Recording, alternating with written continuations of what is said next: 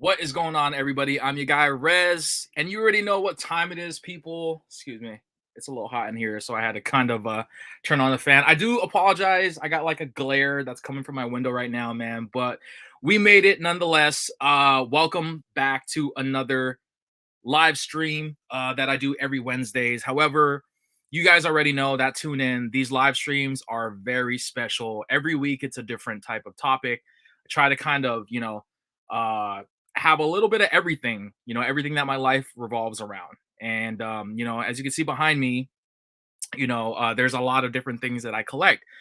And this live is episode 34, which is definitely like a marathon, man. It's amazing how much these lives have, how far they've come so far, and the vibes and people that tune in, just to really be a part of these live streams. But this live stream is it's extra special to me, and hopefully to the viewers as well, because these lives actually, this week's live will feature a very, very dedicated collector to one of my favorite, if not my favorite, anime of all time, Dragon Ball. So as you can see, had to be decked out today, rocking the Goku collage hoodie, as you can see right there. Got my guy Son Goku. Got to go with the matching hat, of course. And let me see if I could close this real quick. I'm sorry, guys. The glare is like real bad. Excuse me. But anyways, I have a very special guest that's going to be hopping on with me tonight, this evening. And, we're going to get to know this person a lot better, what their channel is about, and, we spoke before this live. And this live stream is actually going to be dedicated to our love for the anime. And, I'm very honored to have this person as my special guest this evening. So, she is in the queue, and I can see her right now. She's ready to go into Super Saiyan mode. So, without further ado, I'm gonna let my guest hop on, and we have none other than the legendary collector herself, Goshin. Hey, Hey, what's up? what's Thanks for having up? me on. For sure, I Nice. love the fit. Got the Majin hat, and you got the Goku. See, all right. Gotta rock it. I see.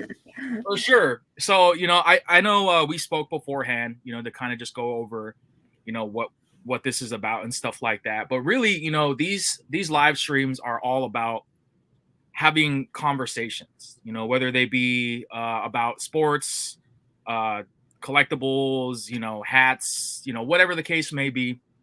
It's basically what my channel revolves around. And this is very exciting for me because, me being a big Dragon Ball fan like yourself, it was something that I never really thought I would be able to share with somebody like who normally tunes in on my panels, because a lot of the people that tune in, I love you guys, if you guys are watching.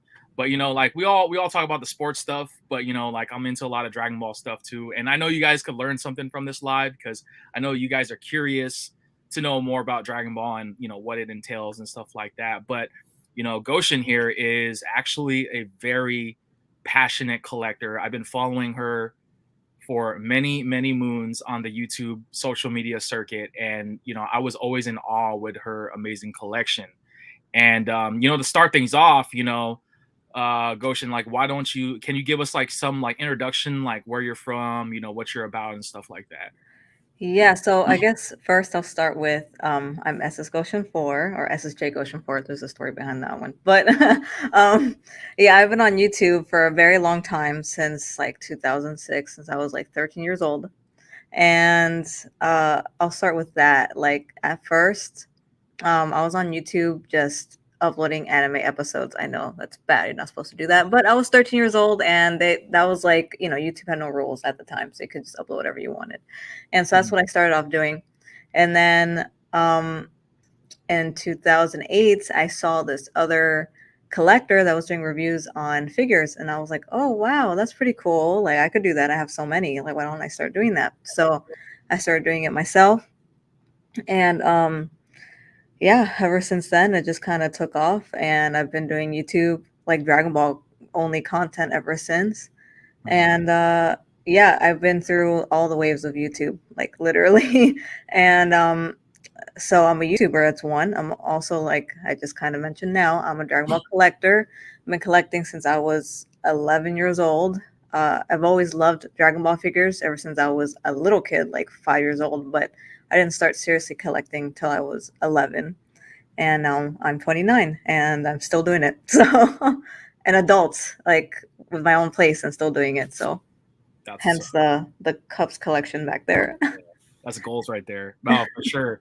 So I mean, obviously, like the introduction of you know, collecting Dragon Ball stuff, like you know, when was like the first time?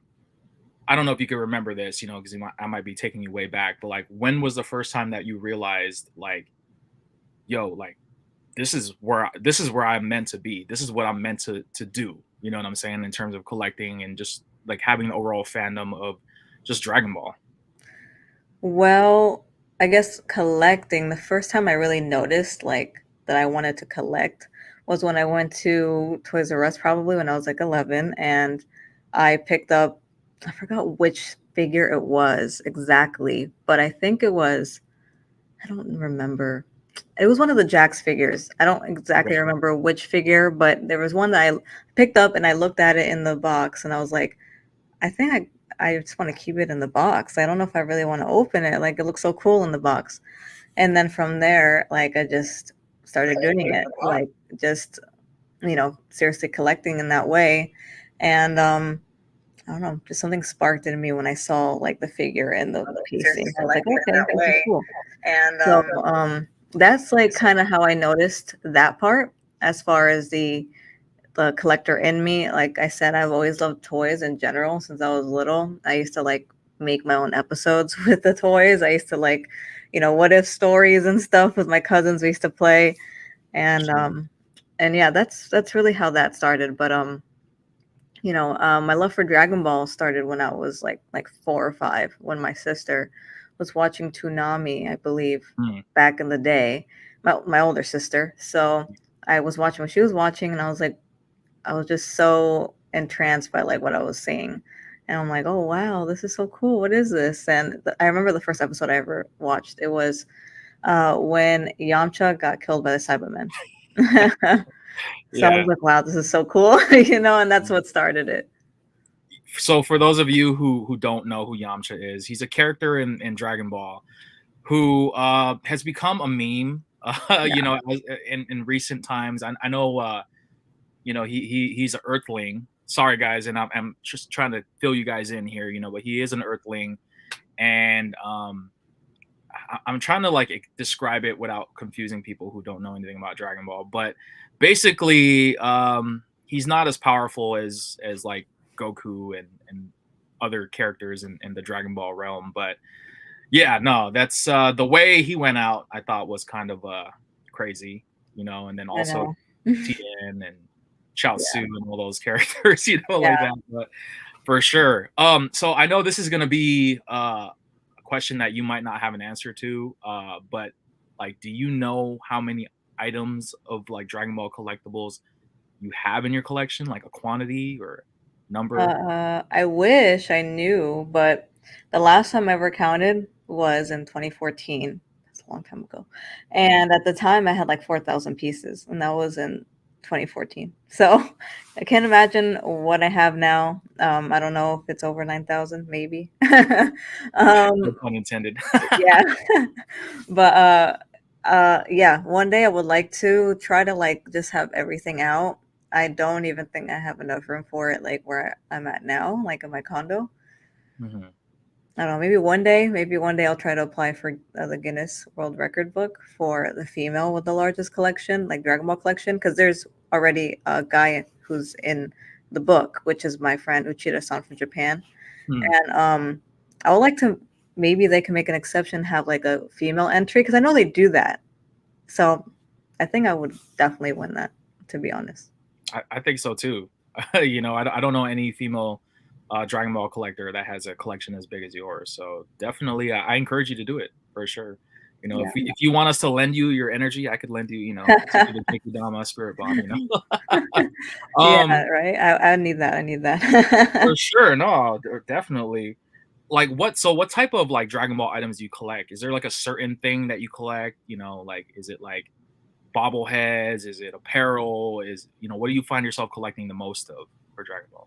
Honestly, I have a little bit of everything. Like, to be Okay. honest, like I like random Dragon Ball stuff. Like I have Dragon Ball fruit snacks. I have Dragon Ball Super Wow. toilet paper. I have like different drinks and just this is an assortment of Dragon Ball stuff. Like I think I have napkins, freaking straws, and I have a whole large collection of apparel too. And yeah, it's literally I have plushies, I have everything. Cups clearly and but honestly right now I'm really into collecting vintage Dragon Ball stuff. I've always really liked that the most out of everything I collected. Mhm. Um just because I love nostalgia and it really they don't make figures like that anymore. So Yeah, there's something special about them, even though they're not the nicest. And of course, there's like amazing Brand Presto statues and there's figure arts and everything. They're amazing. But there's something about those like vintage old school figures that it just special place in my heart for those. So those are my favorite to collect right now. for sure. I have one right here, and this is the one I've had this, like, forever. I remember I bought 2 of these. I bought one to keep in its packaging, which I still have somewhere, and I had this one, and I, like, ran this through the dirt, like battle damage, Goku and stuff. Those are awesome. Actually, I do have something I just got yesterday. It's like right Oh, here. I could show you. yeah, for Um, sure. it's vintage. Cool. So it's this Frieza. Wait, here we Oh, go. man, I remember those, yeah. So this one is actually the Let me highlight your original. screen real quick. The what? Let me highlight your screen real quick right Oh, here. okay, okay. So this is the original release of the Super Battle Collection Frieza, the Japanese release from 1992, I believe. Yep. Wow. And these are more rare because the first 10 only volumes they had a Japanese release. So then I guess they wanted to make it cheaper to make them, so they started making them in China and Hong Kong. Okay. So these are the original releases, and they have different box art to them. Like the way Wow. the box is designed is just different. The later releases um, have I wish I can get a picture of it, but maybe I can really quick. uh, Sure. but yeah, these original 10 can range from like usually at least $100. Wow. That's Let me crazy. see. This is volume 6. And that's still in the box too, right? Like, never removed and stuff? I don't know if it. No, this one looks like it's been open, but Oh, I okay. don't care. That's fine No, with me. yeah. Have the original packaging and all that. That's dope. Okay, yeah. So this is the later release in that box. Oh, okay. I like the one you have because it's like the actual colors of Frieza, so Yeah, I agree. I like really it better dope. too. That's cool. But yeah, I want to get all 10. I don't have all 10 yet of the original Japanese releases, Sure. but I will soon. For sure. No doubt. I wanted to ask you, like, in terms of, like, your collection, and this could be determined through, like, value wise or just nostalgia or sentimental. Like, what is the most prized Dragon Ball item in your collection? That's hard. That's such a hard question Or like because all your like kids? I, right, I have so many, but one that I really hold close is the first figure I recall getting at the store, like with my mom or whatever, like that one. It's a Dorda. Well, it's a Irwin re-release of the Dorda Super Saiyan Goku. I wish I was in my collection. Well, it's still a work in progress, so that's why I'm not there. But I Mm. have it there displayed, like that Goku, and he broke, like, his head broke off and everything, but I had to Oh, glue it no. back on. But regardless of it and being in crap condition, I still, like, love that figure because it's, like, the first one I remember getting, and I played with it clearly, like, so much. So, like, out of all my childhood toys from Dragon Ball, that's the one I kept. and this Pan bootleg figure that I have that's like this big. It's a bootleg of the Sewer Battle Collection Pan, and that one I've had since I was a kid. And the reason why I kept that one is because I have so many memories playing with that too. Because Pan is one of my favorite Dragon Ball characters, and I used to just make so many like stories with that toy and make videos even before YouTube was a thing. I used to like make videos with that Pan and Goku like in my little kid camera and stuff. So I had to keep it, and I ended up actually getting it signed by Elise Bowman, the voice of Pan. Oh wow. When I met her for the first time, because that Pan figure just means so much to me, and for her to sign it, like, that was an honor because I'm a huge fan of her work too, and now we're friends. Like, it's just a crazy story. That's another story I have to tell, but those two are like You got some time. prize. Yeah, yeah, we do. But those two are like some of my prized possessions. Other than that, what else? I don't know. It's hard to pick, really. I don't know. I love, like I said, I really love the vintage stuff. So anything vintage that, like, I don't think I'll get rid of anytime soon or anything. Like, I have more of a connection to those than like the newer stuff, even though the newer stuff is nicer. For sure. Real quick, I do see people that are in the queue that are wanting to hop on. I definitely want to leave some time for some questions, or if anybody has questions for Goshin or myself. But I'm gonna save that towards the end, once we do the Q&As and stuff like that. So definitely, I do see you guys and gals. I'm not like ignoring you guys or anything like that. I just want to be able to get through these questions and just kind of, get to know Goshin and what she's more about and stuff like that. So appreciate your guys' patience and all that stuff. But I wanted to ask too, like, what is your, like, this is gonna sound weird, but like, what is your least, I guess, favorite item in your collection? Uh, I don't know. They're all pretty like unique in their own way, but I guess the ones I don't really look at all the time, maybe. Well, I used to collect pops, and I sold almost all of them. I know that might Mhm. like, I don't know, you pop collectors. I don't know, like, I don't want to offend anybody, but like, No, honestly, I just got a little bit bored of the pops. I get I what you're don't know. saying. Like, I Yeah, used to love collecting them, but then like they made way too many too fast and the same character, and I just got bored. Like, so those, I guess, I don't, not my lead. I don't know. It's hard to pick that really. hmm, I'm not like a huge fan of like like smaller scaled figures too. I rather them be larger, or just like, I really love like the jumbo figures too. Something about like Sofubi figures. I really love hmm. those. So the smaller ones are like, but it's hard because there's some that I actually really like that are small. So it's a tough Yeah. question. No, no, for sure, for sure. Um, in terms of like your collection, like as a collector, would you label yourself more of like an out of box collector, or do you like to keep your stuff like in the box?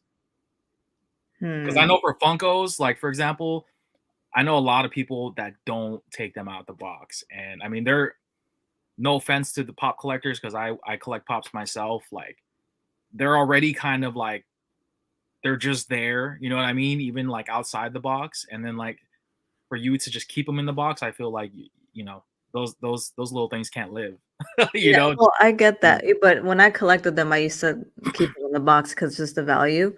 Yeah, But that's true though. Like with pops, to be honest with you, there's not too much to look at. They're just, they just look kind there. of very similar. I mean, the later ones now are pretty cool because they have like display pieces with them, so they're nicer. But I feel like they should be displayed outside the boxes too. Like, I have other pops that are not Dragon Ball, like music pops, because sometimes they make pops of like my favorite artists or whatever. So I Mhm. have those, and I will take those out of the boxes because I'm like, I just want them just because I want to show them, like display them somewhere, not for collective purposes. But um so yeah, what was we kind of digress. I don't even remember what the question was anymore. Oh no, I was just asking, like, if you label yourself Oh, a box right. collector, or inside the box and stuff. You're Yeah. good.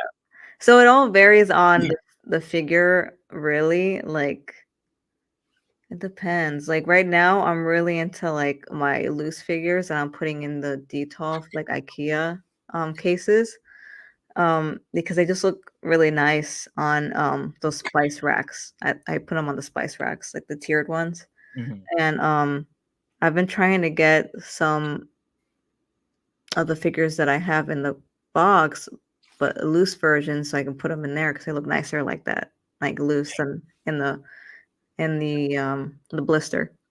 But I don't know, it's hard. Like they're sometimes I like them loose, sometimes I like them on card. If it's something that's worth a lot of like it's valuable, of course I'd rather it be on card.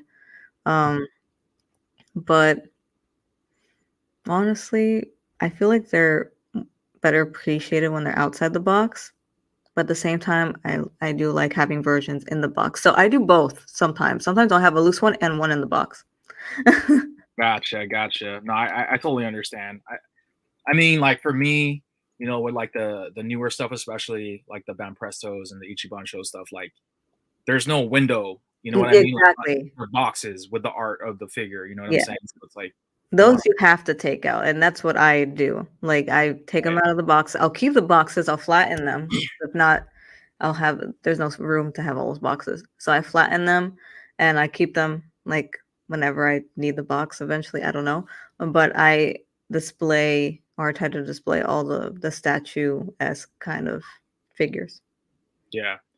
Um, I want to jump real quick into the whole YouTube aspect of things because that's how I discovered you, you know, many years ago. But like in terms of, I know you touched on this briefly earlier in the introduction, but like when you got into YouTube, I guess what prompted you or like what made you want to show your collection on YouTube? Because obviously you were a Dragon Ball fan before YouTube, like you know, was really what it is now.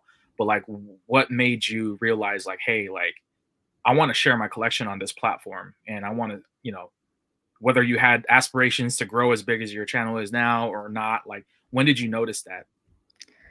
Um, well, it's funny because at first, like I said before, I would upload full episodes of anime, and I would also upload AMVs, anime music videos that I would make myself.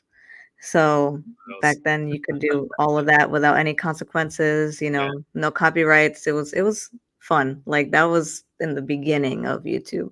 And then, like I had said before, like I saw this YouTuber that was doing reviews on his collection, and I was like, I could do that because I have a bunch of figures and I should try it. So one day I just got my little flip camera. I don't know if you remember those cameras.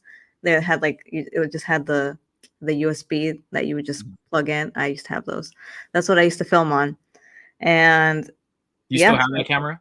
I have one version of that camera still somewhere. I still have it. And it still works.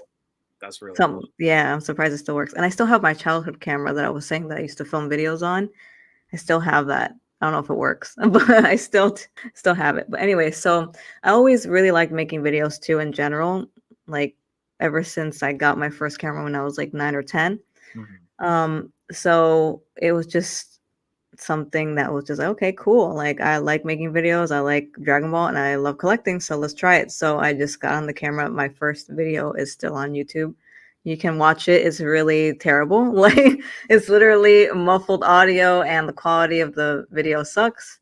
But it just started from there and I just was consistent. I was pretty much always consistent. I don't really remember a time where I took a long break from YouTube.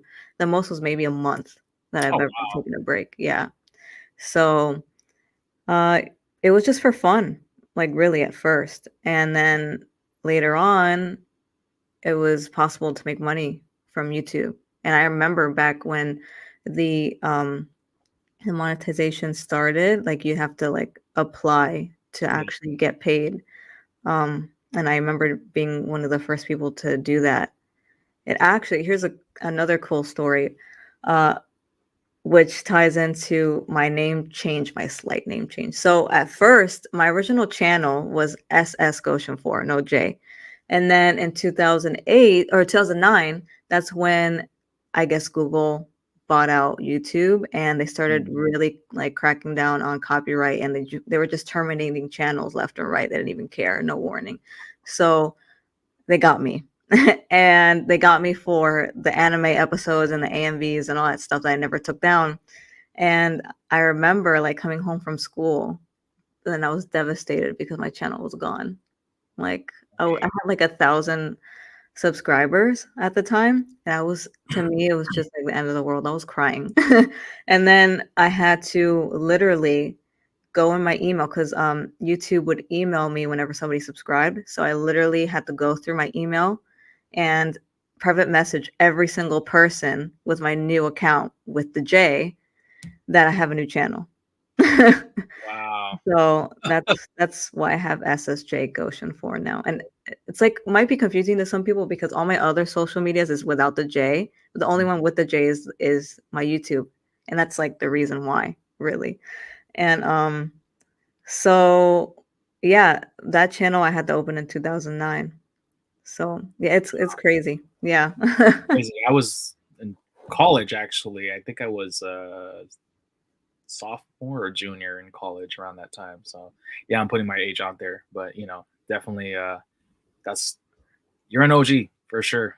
I think I was, when was that? I was 16, I think, when that happened. Or no, I was still 15, I think. Yeah. Wow. So you were what, middle school or no? Were you high No, school? I think I was a sophomore when this happened in high school. Wow.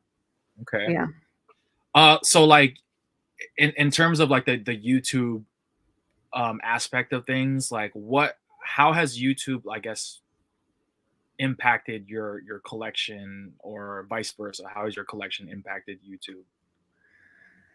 I think with YouTube, I mean, I was able to connect with a lot of other collectors, and that's really cool. And just watching other YouTubers, because honestly, honestly I am one of the first. Like I don't really know anybody else that was doing it before me, besides I guess one or two people, which were the guy that inspired me to start, and maybe one other person. Like there was really nobody.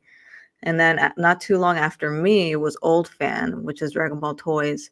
Yeah. And we were like the ones making videos, and a few other people came up afterwards. But YouTube really helped me connect with other collectors and helped me like discover maybe some figures that I never knew of before. And prior to YouTube, I was the way I was connecting with any collectors was through DragonBallToys.com, and that's like OG. That's old. Like now it's like it's transformed into Dragon Ball Figures .com, but back in the day in like 2000, that's how people used to like really talk about collectibles and stuff. So just social media in general. The what? That's like a forum page. Yeah, it was a forum. It was a website, but they had a forum as well. And then yeah, like I used to like see some articles about them on the Beckett magazines. So that's how I discovered the website in the first place, was through Beckett.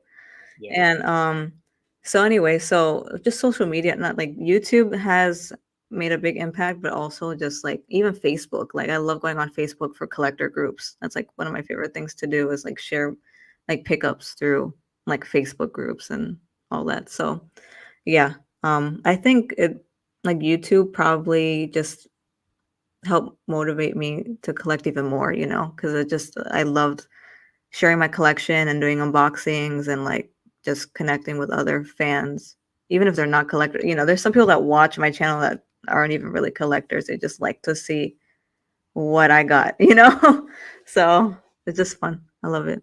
I get it for sure. So I probably lost some people who are watching my channel that don't really know anything about Dragon Ball, because they're probably like, what the heck are you guys talking about? But basically for me, just to kind of give everybody context, because people have commented on some of my videos wanting to see more Dragon Ball content, and I definitely want to do that, on my channel. Basically, Dragon Ball is an anime, obviously, for those of you who don't know, and it originally was in Japan, and then it got very popular worldwide, and it's very big here in North America and really globally.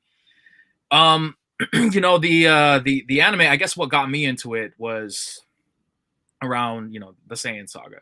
And it was, I think it was the time when Goku just came back to from Snake Way, and Nappa, who's like an evil Saiyan. I'm like losing so much people, I feel like, but basically, like the hero of the whole anime is Goku, and you know, characters die, they come back, they can come back. Just letting you guys know that. So it's like it's not like Game of Thrones where they die and then they don't come back. You know what I'm saying? Like, You know, it's uh, crazy. I've heard a lot of people like now, like anime fans now, complain about Dragon Ball because of that fact that like really, they're able to come back. They think it's like, wow, that's so cheap. Like, it's just they say like, oh, it's more of an impact to the story when someone just dies and they just don't come back. Like, I it just mean, makes it so easy for the story to just continue. Like, and like it's just because anime is so different now. Like, I feel like it's it's and it's it's yeah, definitely become very mainstream. I think when I got into it, which was a long time ago, it a lot of people used to frown on it. Like I remember when I was a kid, everybody reamed on me because I was into this, you know, and I was into other animes as well. And then now you have so many people who are just like all up in it, you know. Now you have like Dragon Ball and other animes being sold at like skate shops, like Zoomies. You I have like know. Me and my friend were manga. just talking about that on the phone literally right before I got on here. Oh, really? Yeah. Yeah. I mean, I love it. You know what I mean? Because it's definitely more accessible. It allows more people to get into it. But you know, back then, like it was not the case. Like you could not Yeah. find that stuff anywhere unless you went to like a anime shop or like a Mhm. Japanese store or something like that. So, but in terms of like Dragon Ball though, like obviously it has so many different characters. Like who is your favorite character? I know you said Pan, but like for people who don't know, like Well, Goku is really it's like Goku and Pan. Those are my two favorite characters. A lot of people usually ask why Pan. That's what they usually ask me because honestly, she's either you hate her or you love her, I feel like. Because there's a lot of people that find her super annoying, like, oh my gosh, she's a loudmouth, like, oh, she's like Chi Chi or whatever. I'm like, I don't know. I come really to like huh? What? come to her defense. Yeah, like, I really liked her ever since I first saw GT because to me, I guess I have more of a personal, like, connection to the character because when I started watching GT, I was the same age as Pan, which is 10 in the original Japanese, like, she's 10. In the Funimation, they made her 14. I don't know why. Anyway, so I was 10 and she was 10 as well, and just the fact of there's like a kid, like a girl who's a kid that can literally hold her own pretty well with like the guys, and that I liked the fact that she was like bossy and that she like was headstrong because it showed like she held her own, she didn't let like her age, her size, her gender, like I guess make her insignificant. So I just always really really liked that about her. Um and just that they had her like as in the main cast. I don't know. I thought it was really cool. I just really liked her character, and she's Goku's granddaughter and Gohan's daughter. Like that's awesome on its own. And the only thing is, I wish they made her turn Super Saiyan at one point. I hope they do something about that maybe in the new movie. Yeah. I hope. I mean, she is canon now, you know, in Super, so you know, obviously she's like a baby, but definitely, I feel like they could do so much with her and other characters as well. Yeah. Um, Also, she was a tomboy, and so was I, like, growing up. I mm, was a big tomboy, and I just looked up to her. I thought she was awesome. Like, I really, really liked her character a lot. that's what's up. Real quick, I just want to highlight some comments. I appreciate everybody so far. Throwback King, what's up? What's up? Bay Area Throwbacks, what is good? Big John, what's up? Hey yo. Jay Meza, come on, people, hit that like button. I appreciate it, bro.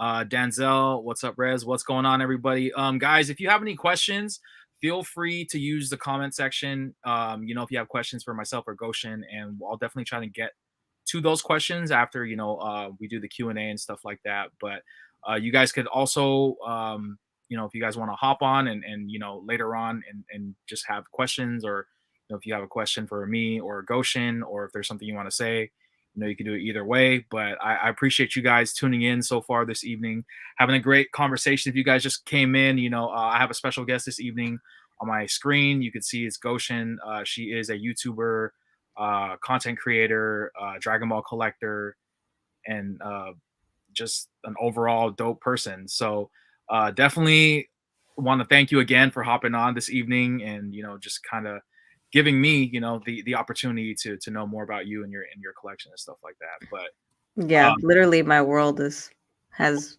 been Dragon Ball. It's crazy. Like, there's a lot has come because of just me making videos on YouTube. A lot has come from that.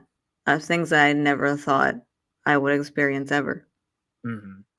Have you ever, like, I'm sure this has happened to you, but like, have you ever had somebody like just come up to you at your local supermarket, or like out the blue, be like, "Hey, I know you. You're that girl on YouTube. Like, can I get a picture with you? Like, or autograph?" Like, have you ever had that happen to you? Yeah, like several times. And it still like surprises me every time it happens. Like when I used to work at Walmart, I had these like little kids come up to me and they're like, "Are you SSJGOSHIN4?" And I'm like, "Oh my God, I'm at Walmart like working." And it's cute, especially when it's little kids. I love that. I'm like, "Oh," they watch my videos. Yeah. Um and at the mall it's happened several times. I remember the last time it happened, I think it was when I was in Jersey, actually. I wasn't even in Florida. I was in Jersey with my family, and my family lives in Jersey. So I was at the mall just buying work clothes actually. And when I was uh like purchasing the stuff, the guy that was ringing me out, he asked for my email, and my email that I gave him was Goshin LG. And when he saw Goshin, he was like, "Wait, are you the YouTuber Goshin?" Like, and I was like, "Oh yeah," I had a mask on and everything. And I'm like, "Yeah, that's me." And he's like, "Oh my gosh, I watch you. That's so cool." He was like freaking out, like he was like holding up the line, and he was like, "Oh my God, no way! Can I take a selfie with you?" And we took a picture, and it was just I was explaining to him like why I was there. He was like, "What are you doing here?" And yeah, also like at a comic shop, it's happened before in New York City. Like I was randomly just shopping, and then someone recognized me and they're like, "Oh my God, you're Goshin, can I take a picture?" So it's happened, and it's pretty cool. It's still surreal because I'm like, I feel like I'm just this normal person. Yeah, no, for sure. That's definite. I think I want to say that happened to me maybe twice in my life, where somebody came up to me and was like, "Hey, you're that dude, that shows jerseys on YouTube and stuff." It's very humbling, but it's also very like, what? Like, Yeah. it's kind of crazy. I can't explain it. But anyways, going back to like the Dragon Ball questions, like I know you said Pan and Goku are your favorite characters, but who's your least favorite character? That's an easy Really? All right. answer. My least favorite is Ribrianne. Ribrianne? Ribrianne from Dragon Ball Super. Oh, yeah, yeah, yeah. Really? The stupid love, magical, Yeah, freaking yeah. annoying ass. Like I really couldn't stand her at all. She was like in the tournament for way too long. Like, why was she in it for so long? Like, she should have gotten knocked off a long time ago. And I was like, oh my gosh, she's so annoying. Her power of love, this and whatever. I'm like, oh my god, just knock her out already. I hate her. That's funny. I've never heard that one before. Yeah, like I made a video of top 5 most annoying Dragon Ball characters, and she's number 1. Really? I gotta watch that. I haven't seen that video. But Yeah. what is your favorite saga? Uh, I really like Saiyan and Frieza. I love those. I like Cell too. I don't know, it's hard, but I usually always say Frieza actually because that's when Goku turned Super Saiyan for the first time, and that moment has always stuck with me the most. Like we all remember watching that for the first time. So, yeah, I would say Frieza. What about your least favorite saga? Sorry, that's my dog in the background. Oh, you're good. My least favorite, I don't know. I guess. Ugh, that's hard. Maybe. I don't know. It's a filler saga, but I guess Garlic Jr. Yeah, I could see that. That wasn't very. It was one of those sagas that was just like, okay, what when's the next big villain coming? Yeah, like he's cool and everything, but I think I'd rather watch like the movie with Garlic Jr. instead of like the saga, in my opinion. Gotcha. Um, like in terms of Dragon Ball as a whole, obviously Dragon Ball Super is now what is currently happening in the universe of Dragon Ball. I get a lot of mixed reviews about it. I know a lot of people who hate Dragon Ball Super with a passion, and to me, like, I don't know about you, but like I love the Ultra Instinct thing. Like I Yeah, wish that thing would just stay with Goku, because I know there's like a lot of talks now about Vegeta, like and other Saiyans, Ultra Ego. achieving something, yeah, like that. But like Mhm. in terms of like the direction that it's gone, and with the films and everything like that, like what is your take on Dragon Ball Super? At first I was like, it's good, but it's not my favorite. There's some people that like GT more than Super. I don't know. I'm one of the people that like GT, so uh I've always liked it. But Super, I feel like it's going really good with the manga, with where the manga's going. As far as the anime, I mean, we haven't really gotten what's in the manga yet. So I'm sure like once if they ever like get to that, it's gonna be better than what we've seen so far. Because I think like a lot of people that don't like it too are people that maybe haven't read the manga, have only seen what they've seen in the anime. Mhm. Um, in the movies, I think I loved like Dragon Ball Super Broly. Like I love that movie. I like that way more than the original like Dragon Ball Z movie. Yeah. That's my guy. That's my Yeah. guy. Because honestly, I love how they made him an actual character, like with a story, and make him have a personality and not just some beast like you know what I'm saying? Like I like it a lot more, to be honest. Because before the story is like really like why he just wants to kill Goku because Goku annoyed him when they were like born, crying. It's just I don't know, whatever. But Yeah, I get you. yeah. Um, like, are you a fan of like the whole the like Ultra Instinct transformation? Like, because I know Goku's one of your favorite characters. Like, did you like that I guess direction they were doing with it, or do you feel like that was a little lazy? No, I think it's pretty cool. Like I like how it's a form that's pretty much like literally on instinct. Like he moves in instinct, so through Mhm. instinct. So and I like the way he looks, like just the design of the transformation. I know a lot of people are like, "Oh yeah, like now all I do is change the hair color," but I don't know. I like the silverish hair tone that he has. I think it's cool. I don't Mhm. mind it. And even what they're doing with Vegeta in the manga, I'm not gonna say too much, but that he looks freaking awesome too. So, in my Yeah. opinion, So speaking of manga, like obviously the manga is ahead of the actual anime itself because that's for those of you who don't know, like manga is like basically like the equivalent of like a comic book, but in Japanese it's like, they basically do like the artwork and the story, and then they later, change turn it into the anime, which is the show. But like do you collect the manga at all, or do you just read them and at your local like shop or stuff like that? I do.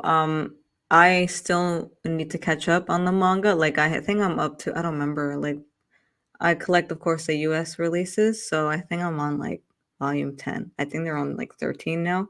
Hmm. So I still need to catch up on it. But I have all of Dragon Ball Z. Dragon Ball, I haven't really collected. I would like to go back and collect it, but um, I have all of Dragon Ball Z.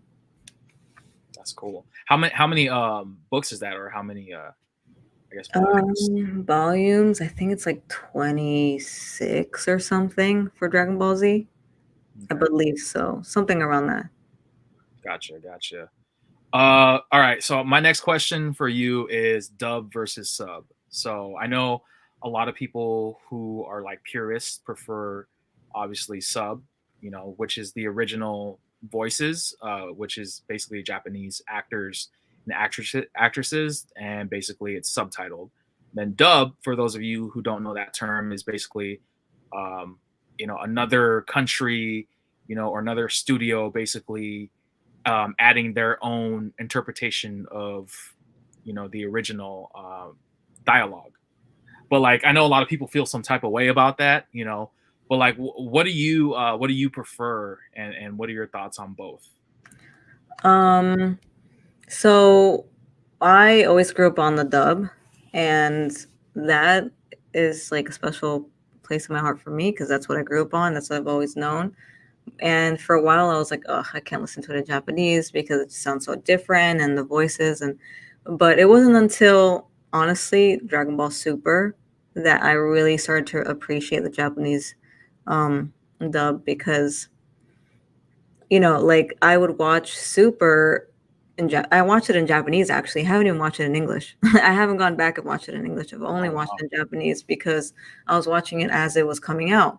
Mhm. And uh when I was watching it like that, it just like I appreciated it a lot more and I liked that style, that interpretation. That's the original. That's how it's meant to be. So and just like the fact that the voice of Goku, the Japanese voice of Goku, Masako Nozawa, that the fact that she's still doing Goku after so many years. She's like 83 or something like she's around that like age. She's still doing it. She still sounds as amazing as she did like She back is. then in Dragon Ball. Yeah. So just like all of that surrounding it, just the history of the Japanese dub is it's awesome. And I still wonder like what's gonna happen once she passes one day when that happens. Like what's gonna happen like to Goku, like how can they even replace her ever? Like I don't know. I think about it sometimes. I'm like, I get stressed out thinking about it. Yeah. No, I hear you. I hear you. It's very we all know it's going to happen at some point where Yeah. the voice is going to have to be replaced, just as however long Dragon Ball is going to continue to go on. I, to put it like for me, like the way I compare that is like Michael Jordan, for example. Obviously, we all know he's a basketball considered to be the GOAT and stuff. But like, what happens when he's gone? Because that I can't imagine the world without a Michael Jordan. That's kind of what I feel like, I here. know everybody knows Michael Jordan. I mean, Exactly. You don't even have to be a basketball fan to know who. exactly. You know Yeah. what I mean? So yeah, no, I try not to think about that, but it always does like pop up, especially as we get older and then we start to realize like these people are also humans, just like us. And Yeah. we're not all. There's gonna be a point in time where we're not all gonna be here. So, but it's crazy. I know. You're a gamer, right? I used to be more of a gamer when I was younger, but I do collect the video games, even though I don't So play all of them. no, totally. I'm the same way, but like, there's so many different games that adaptations, of Dragon Ball and stuff like that. Like, I can't even name. Like, I have so many in my head that I could just list, like Budokai, Tenkaichi. You have Fighter Z and all these different games, and then Legacy of Goku.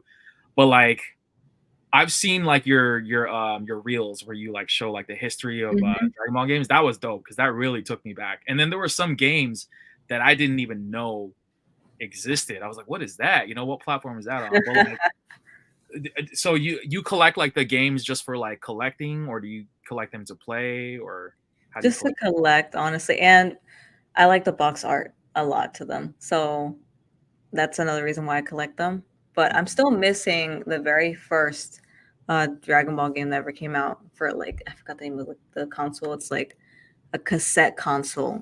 Um, yeah, I'm still missing that. It's pretty rare.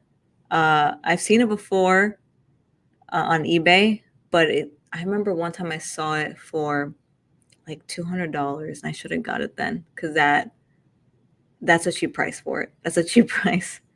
But yeah, I have like a good chunk of them. I have the majority of Dragon Ball games.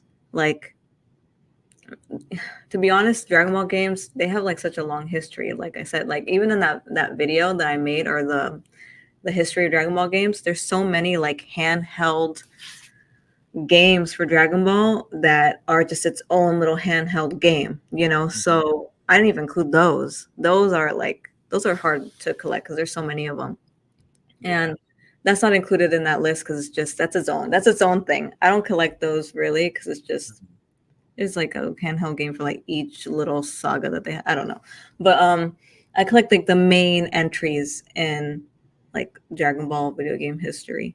So I have most. I'm missing a few of the early ones, but honestly, I have a good chunk of Dragon Ball games. Do you have I think it was for the PlayStation. Was it Final Bout GT? Yeah, I have. I believe I have the English version that was released in 1996 or 7, and then I have the Japanese one too. The English one is worth a lot of money. Really? Yeah. Wow. I used to have that, and I don't know what we did with it, which I probably should find it because that was like one of the first games that I bought. Well, not me, but my brother, my older brother at the time, he bought that game, and I just remember like the whole fighting sequence and stuff is crazy. And then just like looking back, that game sucks, really, but it's still nostalgic, you know. Like I used to spend hours playing it because it's like GT. You know, back then GT like was almost like a myth. Nobody knew really much about it because we didn't get it till later. But they would give us like that game, and we're like, "What the heck is this?" Oh no, my dog's playing with their toys. Oh, you're good. So yeah, like whenever I did play that game, Final Bout, I was like, oh my god, what is Super Saiyan 4? This is so cool. Like, baby, it was just awesome. Even though the game wasn't good, but just the whole memories I have playing it, you know. Did you like the whole concept of Super Saiyan 4, like how to achieve it and stuff? Like, because I hear mixed reviews about that all the time, about especially with Vegeta, like how he achieved it. That I could totally see, like the brute with like, it's like wow, it's so like really that's how he got it. Like he literally cheated, but I love that's my favorite transformation is Super Saiyan 4. Like I love the design. It's just badass. A lot of people say like, oh, you know, like is it really like doesn't really look like a Super Saiyan transformation, but I think it's awesome because it like pretty much goes back to their roots, you know, the Ozaru roots. And I love that hybrid looking like the fur and the tail and just like it's pretty much half part ape and part like Saiyan, like human, like it's just freaking awesome, like the way it looks. I love the long hair. I love like the outlined eyes, the eye colors, you know, it's just freaking badass. There's a theory that's actually I heard it flown around after the Broly movie came out, but they were saying that like the Broly from Dragon Ball Super, the film, they said that I guess he tapped into the like the Great Ape transformation, but he still kept his consciousness. Because you know how they say like when they turn into those Uzaru, like they lose control of basically everything. But like they were saying that with like Broly, like they said that he was able to tap into that power but still maintain his, I guess, his human form. I mean, like, have you heard that at all? I mean, because that was like some what the heck? I don't know if I've heard that, but I think it's a cool idea. It's a cool like theory for sure. Because I mean, anything is possible, and especially like if you guys have seen, I don't know if you guys have seen Super the Dragon Ball Heroes or whatever, like that whole what if little side story like for the game that you see a lot of crazy stuff. So like all these people coming back and just having different kinds of transformations and fusions and all that. It's pretty cool. I mean, it's holding me over until Super comes back. I hope. For sure. So like in terms of Dragon Ball and stuff like that, like are you into like other things as well? Because I know you're like you're a big like Lady Gaga fan, you know, and you're a big you know, like how did that I guess like how did that like whole thing come into place? I mean, obviously you have to be a fan, but how did that like happen? Yeah, so I love Gaga. That's like my other like big passion is Gaga. um, how did it happen? Honestly, the first time I heard her song "Just Dance" on the radio, like I was like, "Oh wow, this is a really good song. Who is it by?" And then I saw that it like you know how on the radio it says like the name and then who it's by, like it'll say it like scrolling, and it Mm, said like Lady Gaga, and I'm like Lady Gaga. That's like such a like interesting name. I've never heard of this person before, so I think I looked her up or my friend told me about another song that she had. Second song I ever heard from her is actually Love Game, not Poker Face. So then I just like looked her up on YouTube and I watched her videos and I'm like, wow, like she's different. She's cool. She's eccentric. I love it. And I was hooked ever since that. Like and I just love everything she's about, not just her music, but what she stands for. She's mm, like super into like mental health and advocating for it. And she has her own foundation that helps people that go through mental health. Um, and just everything that she's stood up for the LGBTQ community, and you know I'm part of that community, so it just means a lot to me. Just everything she's ever done. She's an amazing person. I don't know her personally, but everything that I've seen about her, I love her. You know, but and you met her, right? You met her nope, once? I almost kind of like I went to her show in Vegas Mm, and I waited after the show for a few hours for her to come out. And she did, but all there was a lot of fans out there too. mm. And when she came out in her car and like all the fans just ran to her car. And I was the only one somehow in that mob that made it through the cracks right next to her car window. And I was like, all I could say, because it was like she was moving right in the car. So all I could say was, Gaga, Gaga, I love you. And then like I just took my phone and I was like, like it was literally like a split a few seconds, Second. but she was like smiling and she like waved. So that was enough. Like here's a little that's me and her way. Your screens, yeah, Yeah. that's cool. That's dope. Like, so that's what I got to. And also I did get to talk to her actually.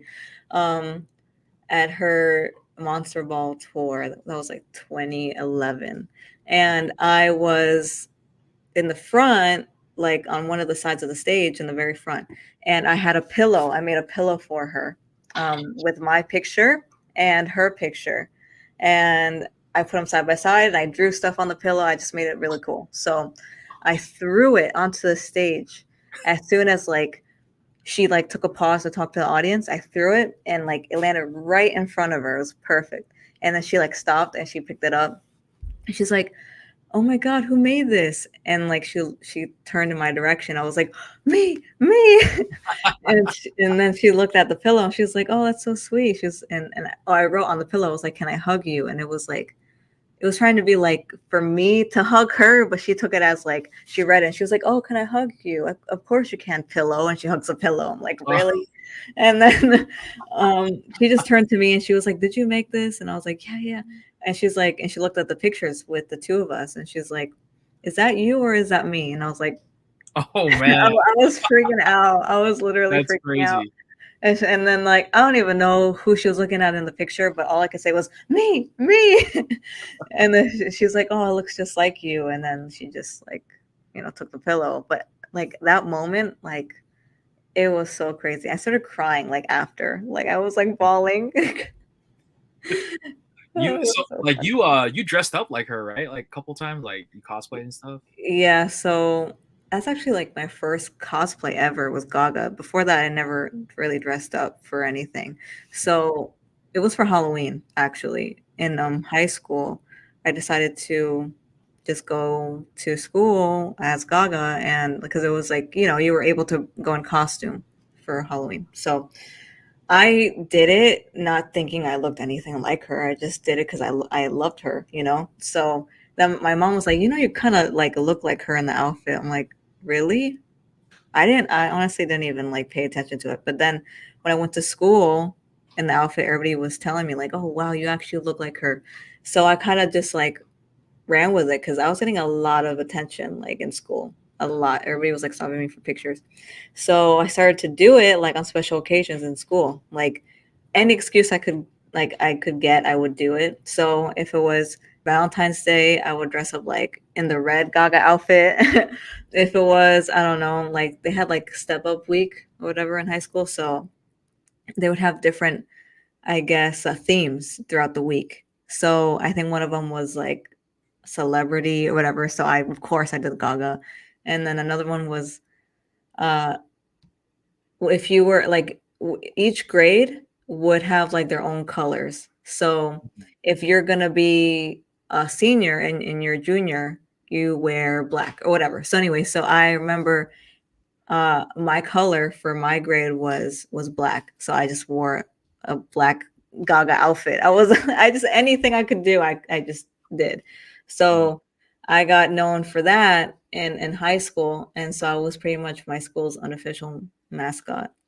And my principal freaking loved it too. I remember my last day of high school, he brought me into his office and he was like, I just want to let you know, thank you for doing what you did, because it just was so cool seeing you dress up and like, um, walk down the hallways in a different outfit. I loved it.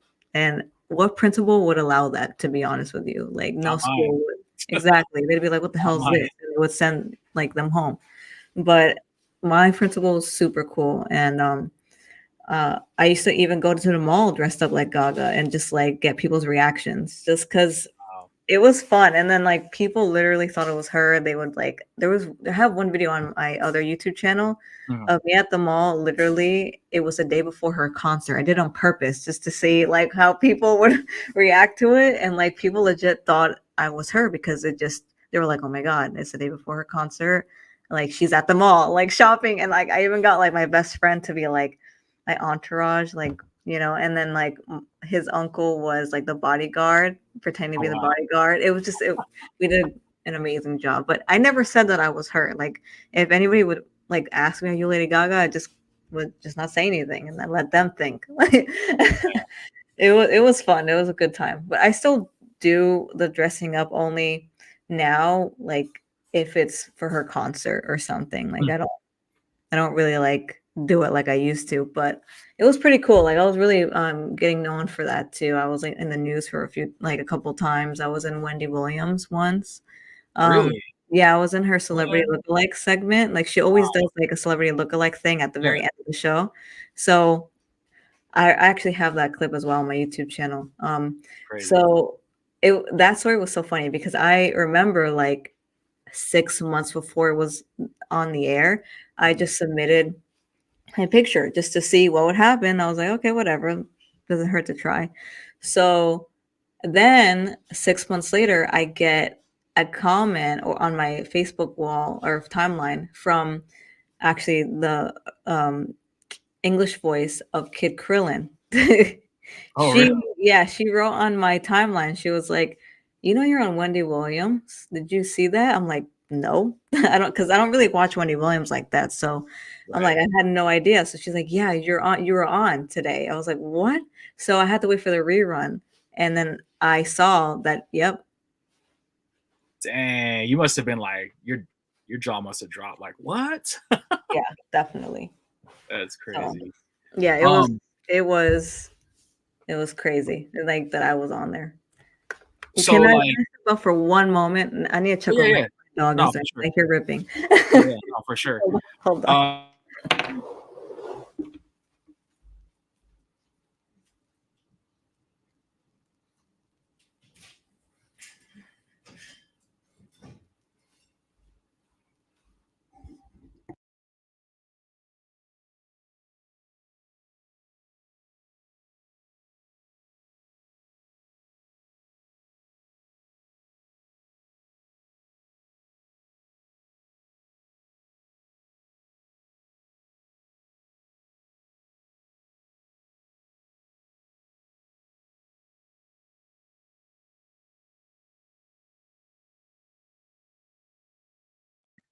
oh, my bad. Can you guys hear me? I didn't realize I muted myself. You probably didn't hear anything that I said. But anyways, guys, I appreciate you everybody that's tuning in tonight. I'm just gonna repeat everything I just said. before I unmuted myself. But basically, I appreciate everybody that's on tonight. This episode I'm dedicating to Dragon Ball, and also my special guest this evening, Goshin, who Can you is hear me? Okay. yeah, I can hear you. She is a Dragon Ball collector, and this live I wanted to really feature her on this episode tonight, episode 34. To really just kind of get more introduced to the whole Dragon Ball thing and just the aspect of collecting, because I think everybody that follows me, you guys know I'm a huge collector, not just with jerseys, but like sneakers, hats, apparel, Dragon Ball collectibles, and all sorts of crazy stuff. So, I really want to try and highlight every element as much as possible that, revolves around my life. And Dragon Ball is a big part of my life. So I think Goshin being like one of the biggest ambassadors of the franchise, unofficial ambassador, I could say, unless you're probably like sponsored by like Dragon Ball. No, I wish. Yeah, but like, you know what I mean? Like, it's definitely humbling to know that like you're representing this franchise, because I think that a lot of people who are into Dragon Ball that I know, majority of them are men, and male. So you're definitely, I think, a minority, and I mean that in the most respectful way possible. So it's really dope to see that, especially for as long as you've been around, in this whole community of things and stuff. You mentioned one thing about like voice actors, because you said the voice actor of Kid Krillin like messaged you. I'm sure you have like some sort of like connections with like VAs and stuff like that, right? I mean, you don't have to answer this truthfully, but I kind of get the hunch that you know people, some people. Uh, I mean, it's just over the years of being like so into the community, I just ended up connecting with the voice actors. At first, trust me, I was like a fan, just like I was fangirling every time I would meet a voice actor. But yeah, I started going to conventions actually in 2006, a long time ago. When I was 13 was my first convention. I didn't know anything about I didn't even know they existed prior to that. I didn't know conventions were a thing for anime. But Mhm. one day my dad saw like an ad in the paper or something for like Anime Con in Jersey. And he was like, "Oh, we should go to this. Let's just try it out." And I didn't know anything. I was like, "Okay, sure." So it's funny because at my very first con, I literally went just to the dealer's room and that's it. Because I didn't know that there was about panels or none of that. So I Yeah. literally thought it was just a place that they sold anime stuff. Mhm. So, and then it wasn't until later I'm like, oh, they actually have events. Like they do stuff at the convention. Yeah. So, the very first voice actor I met was actually Vic Mignogna back I think it was 2006 actually. And I thought it was awesome because he was Broly. I was like, oh my gosh, that's crazy. It's so cool. He was very nice. And from then on, I continued to go to cons. I met other voice actors, and um, yeah, now like I'm good friends with some of them. Like Stephanie Nadolny is a really good friend of mine. Elise Bowman. They're like probably my closest like voice acting friends, I guess you would say. Stephanie Nadolny is the voice of Kid Goku and Kid Gohan, the original in the English dub, and then Elise is Pan. So, That's cool. but yeah, like if you were to have told me when I was 10 that I was going to be like friends or connecting with any of the voice actors, I would have never believed it because even when I was like a kid, like at 10 years old, I don't know why, but I was always into seeing who voiced what character, and like looking at the credits and seeing like, oh wow, like Goku, Sean Schemmel, or whatever. So yeah, it's a big thing for me, like that I was able to like actually do events with voice actors. Now I go to conventions as a guest sometimes, and like like I'll go with a lot of like the voices behind Dragon Ball. So um like Linda Young too, like she's a good friend and she's awesome. I love her. Like Josh Martin, they're all great. So She actually, my bad, I didn't mean to cut you off, but she actually did a little voice intro for me. Linda Young, she's oh, like she's such awesome. a nicest person. But I yeah, love her. Yeah. I met her at a local convention in my city, and I was like, man, rest in peace to Chris, Ayers, who Yeah. passed away. But he did a phenomenal job as Frieza. But I told Linda, I was like, your voice and the way you depicted Frieza from the original Funimation, like I was like that you're like the definitive Frieza for me, and I mean that in the most respectful way. And then she did the little like the chuckle that Frieza Yeah. does. So Oh, that's yeah. like super nostalgia. I was like nerding out like crazy, but it's dope because she actually did like a little. If you guys watch some of my Dragon Ball figure stuff, like you'll see some of the intros have like her voice. Yeah, And no, like honestly, I agree with you. I love her interpretation of Frieza just because she's the reason why we were questioning whether Frieza was a male or female, like when we were kids. We weren't sure. We were like, wait, is he a girl, guy? Just because like her voice, like the way she did, I don't know. I think it's just so cool. right, Honestly, if Frieza did end up being like a female villain, I thought that would be really cool to imagine if like Frieza was actually like and was actually a female villain. Like that, like a female villain that's so menacing like Frieza. Oh my god. But whatever. Like I yeah, just it just like adds to like the mystery of of that like the character, of him as a villain. I just loved it. And then mm, also like I really liked Chris's as well. Like his yeah, interpretation of Frieza was very different, but still had like I don't know, a feminine-esque to it, if you know what I mean. yeah, Yeah, it's hard to describe. I loved it. I loved his interpretation too. Really good. yeah. I think they both did a fantastic job, Yeah. doing the depictions of Frieza.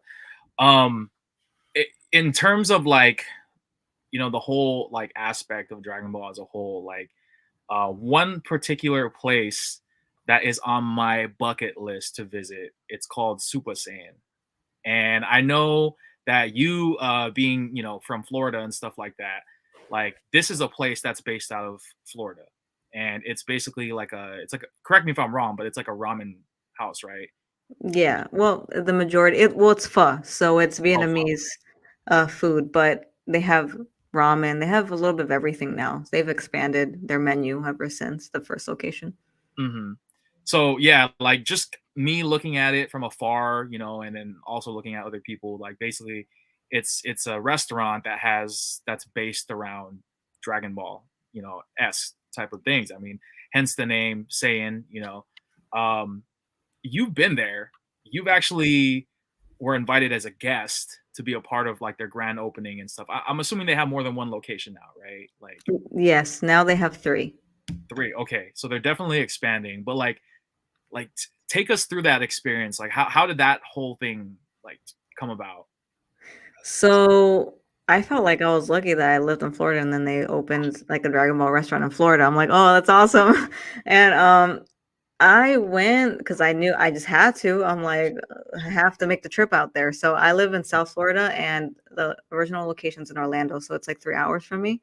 So I went with my girlfriend when we were gonna go to MegaCon as well. So it just was a win-win thing for us.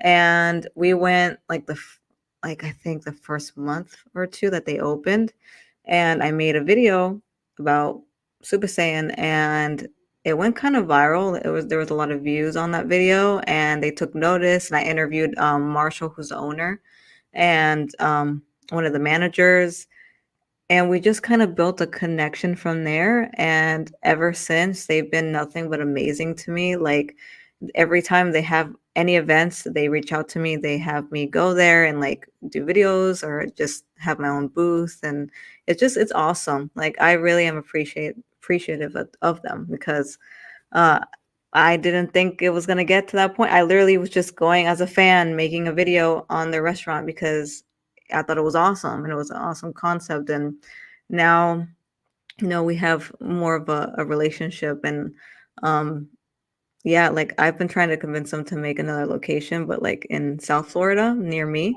because I told them like if you do that, I will be there like at least once a week. Yeah.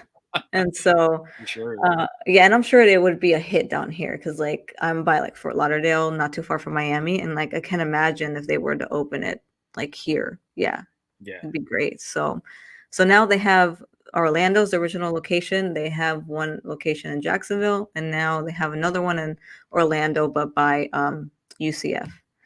Hmm. So, I mean, like I don't think they're going to be expanding to other states anytime soon because it's like a little bit difficult for them to go to other states Yeah. because I from what I know, it's a business that like is kind of family owned or it's through like friends or people that people that he can trust. So it's harder when it's out of state. But I hope that maybe one day, they'll get to that point where they could do that. Because I know a lot of fans are like, oh my God, when are they gonna open one in such and such state?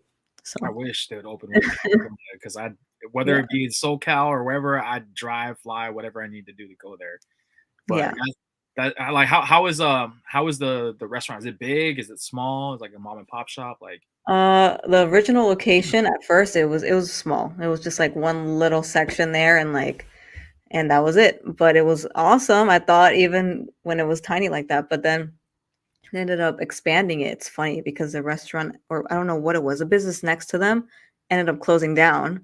So they were like, "Okay, we're going to buy it and we're going to expand it." So that's what they did. And now it's pretty decently sized, but now the other locations, the two other ones, those are much bigger than the original. Like the Jacksonville one, it's pretty big. It's a very nice how they decorated the interior and everything. It's really cool. And then the newest one, I really like probably the best, just because I think it's the biggest, and the artwork on the walls are all done by Ozzy, and he is just he's incredible. His art is so cool. And yeah, it's just all his art is like all over the place. that's It's dope. badass. And the menu is great in the third location because they have sushi now. Oh wow, for Yeah, and sure. sushi is like my favorite food. So Yeah, no, for sure. Um, so like basically we all know, with this interview how this is going. We all know that you're a huge Dragon Ball fan. I'm a huge Dragon Ball fan myself. But like, is there anything other than Dragon Ball? Like, and it doesn't even have to be anime, or it could be anime. Is there any other like animes or shows or anything else that you're into? uh I'm a big music fan. Like Yeah, honestly, I am. me I too. Me love too. Yeah, I love music too. It's funny because um if you've ever been on one of my live streams, like I'm always playing music and my viewers always like love what I'm playing. They're like, "Oh my God, you should be a DJ." And I'm like, honestly, I've thought about that before, but I don't know how to do it. But if I were to be one, it's just an easy name, DJ Goshin, like Got a ring to it for sure. right? So I love music. What else? I love concerts. I try to go to one, at least one every year. Um, what else? I just love like making videos. I've always been really into that. And since I love making videos and I love music, some of my favorite things to create is music videos, and I've done that. And then if you look Wow. at some of my older videos on my channel, like you can see some of the homemade music videos I made starring myself or my friends. Like it's pretty funny. But so I love that. I was really into like drawing before. I don't draw as much as I used to, but anything creative, I've probably like tried at least. Like I used to do fan fiction when I was younger. Like I said, I did anime music videos. What else? What's fan fiction? Sorry, I don't know. So fan fiction is like a fan made story on, I don't know whether it's an anime, a show, Oh, okay. whatever. So like your own interpretation or Yeah, something. so like Adapt. a what if story, anything, just your own like take or side story on this established franchise.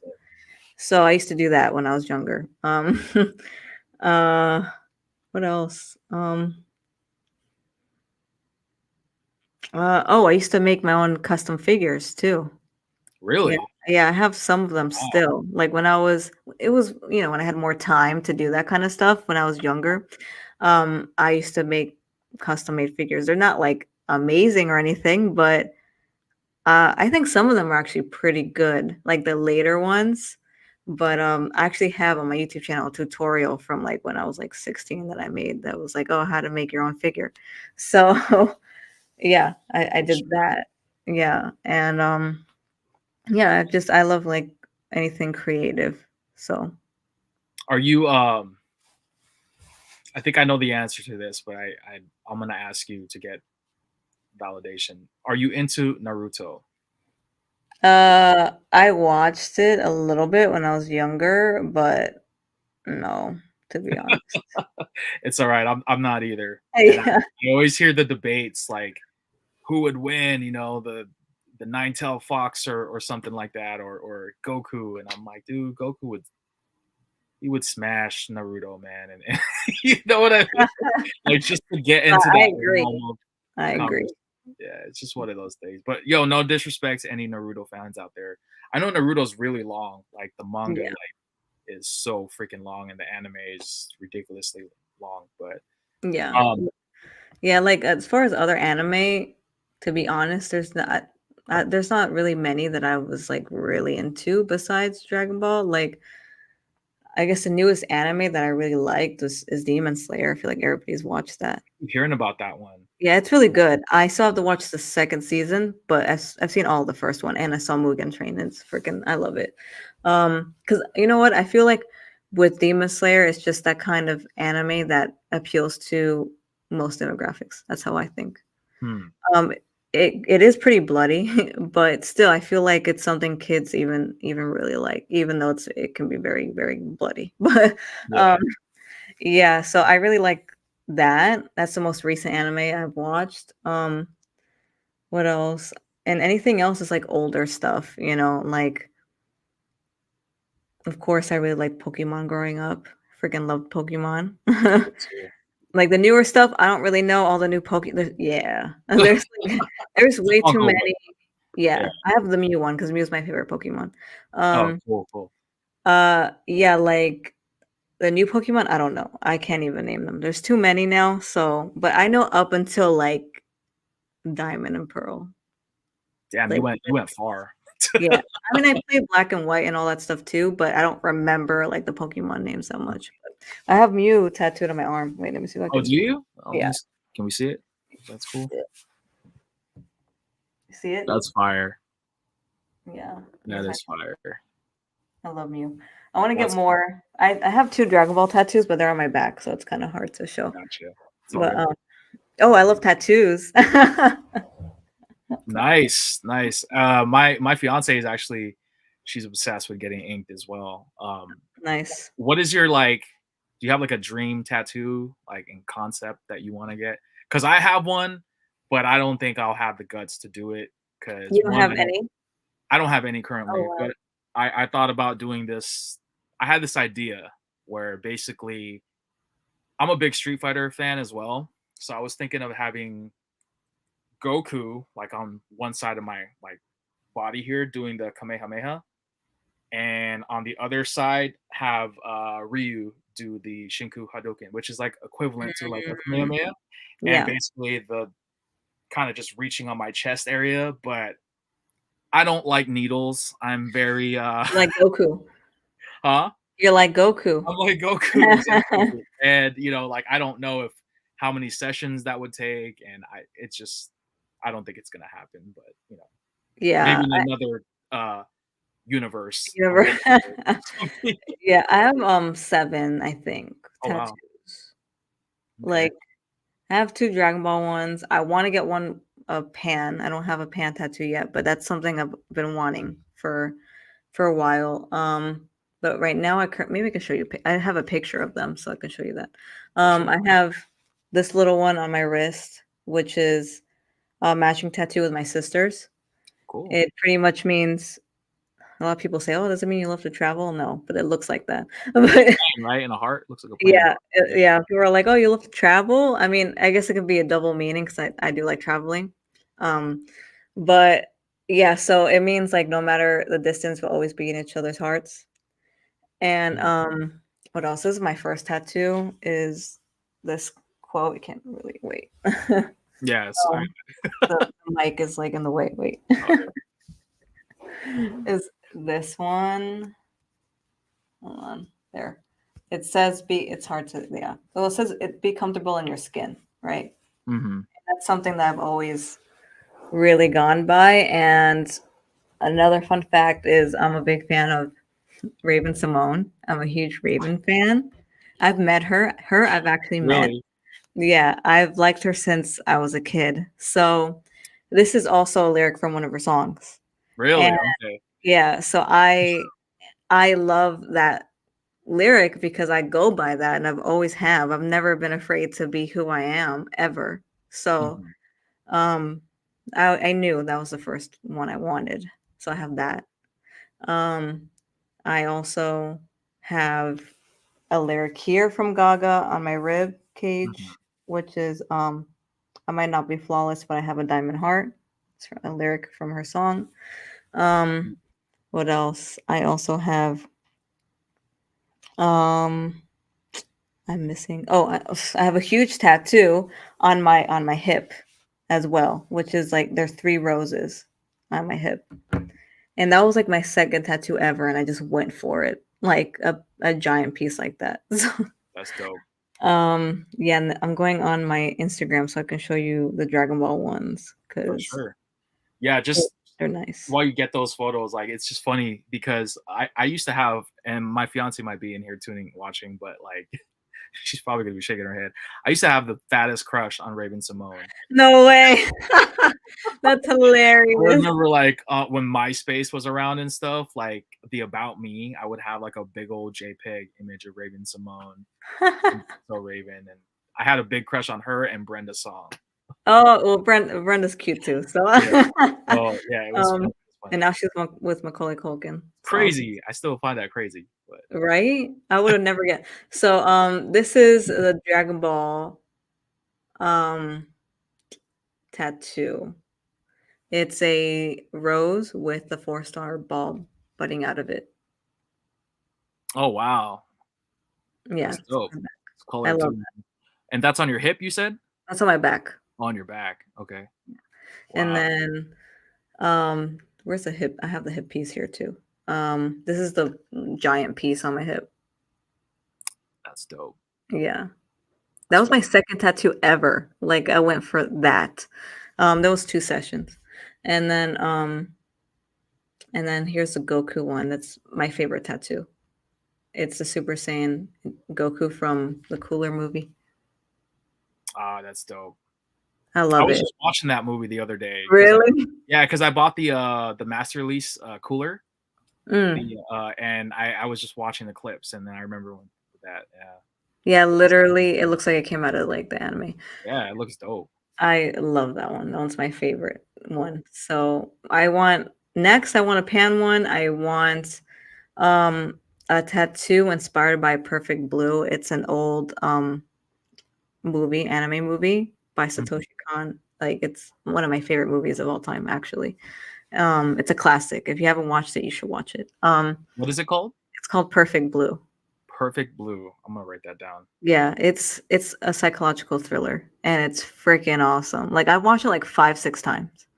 Dang. Um, I try to get like my friends to watch it. I've got my dad to watch it, my sister to watch it, my girlfriend to watch it. I need my best friend to watch it next. Uh, and actually, a fellow YouTuber introduced me to that movie, which is Bob Samurai. He's also like an OG. He does anime reviews, but he introduced me to that movie, and then ever since, like I've loved it. So I want a tattoo inspired by it somewhere. Um, I don't know. I have some ideas, but Mm. I just tattoos are awesome in my opinion. For sure. I just need to build up the courage and just go at a tattoo parlor and just be like, yo, this is what I want. Knock me out, do what you need to do, get put that ink on my body. Let's make it happen. So Yeah. um all right. Well, so I have a lot of questions here that people are asking, and they're also people in the panel as well that I'll probably let hop on, if they want to ask, share their thoughts or something. Oh, I see DJ. I know DJ from my channel. Hey, what's up? DJ, what up? Appreciate you hopping on tonight, man, and giving me and Goshin the time of day. I see some guests waving in the queue. I'll let you guys hop on in just a second, but I kind of want to go through some questions in the chat. I did not ignore you guys, on purpose. Like I know you guys are here and you have questions, but let me try and work my way through the chat real quick, and I'll try and get through these as quickly as possible. But Throwback King wants to know: are you a fan of the old live action Dragon Ball Z movie?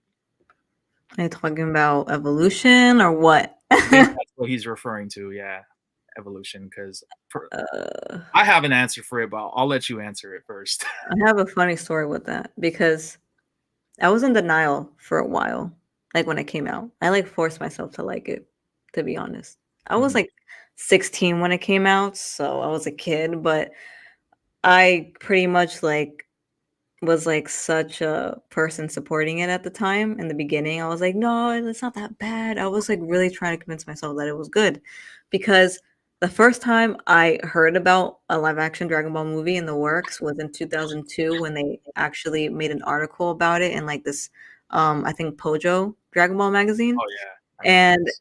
it like said that Fox purchased the rights for a Dragon Ball movie back then. I was like probably 9 or so, 10, 9 years old when I read that. And I was like, oh my gosh, they're gonna make a Dragon Ball movie. I was freaking out. And I remember in the article, they did um like a cast of like who would be who, just like in their opinion, they just put like, I don't know, put like Stone Cold as Nappa, like stuff like that. And I was like, oh, this is so cool. Like, it's Still gonna be have that amazing. somewhere. Yeah, I have it. I actually do have it because I had to buy it again because I'm like, I had it when I was a kid and then I lost it. And I'm like, I need to buy this magazine. I bought it. Wasn't Jet Li casted as Vegeta or something? Yeah, Yeah, yeah. And then Jackie Chan was Goku yeah, I and remember. Leonardo DiCaprio was Trunks. Dogs, yeah. Well, and You know, Cameron Diaz was Android. yes, yes. You know Yeah, exactly what I'm talking yeah, about I know then. exactly what you're talking about. Yeah, and I remember that Yeah. magazine had like 3D glasses, so you can like look at the pages like with those like red and blue glasses. Anyway, so yeah, since 2002 was when I first heard about it, so I just kind of like forced myself to like it. And I was like, no, this is good, whatever. And then I couldn't like fake it anymore. I'm like, okay, yeah, this is like really terrible. I watched it twice in the theater and everything because I was trying to support it, Wow, good for you. and it's so bad. Like I don't even know why I even tried to defend it at all. Like it's really, really that bad. I think it's actually in a lot of worst movies of all time lists. I'm not surprised, to be honest with you. That and Avatar, like the last Airbender. Oh yeah, I never yeah, seen that. yeah. I mean, like my take on it, like, and the director of the film, he even like admitted, he was like, "I'm sorry, like I didn't really know what I was Well, doing a movie for on Evolution. Evolution." Oh Yeah, yeah, I know, I know. like, He the literally was like, promotion. I wanted to make money. That's why I Yeah, made the movie. He said that. I just feel like in today's like society and Hollywood, like you see all these like Marvel films and DC films and adaptations of these comic book characters that are done so well.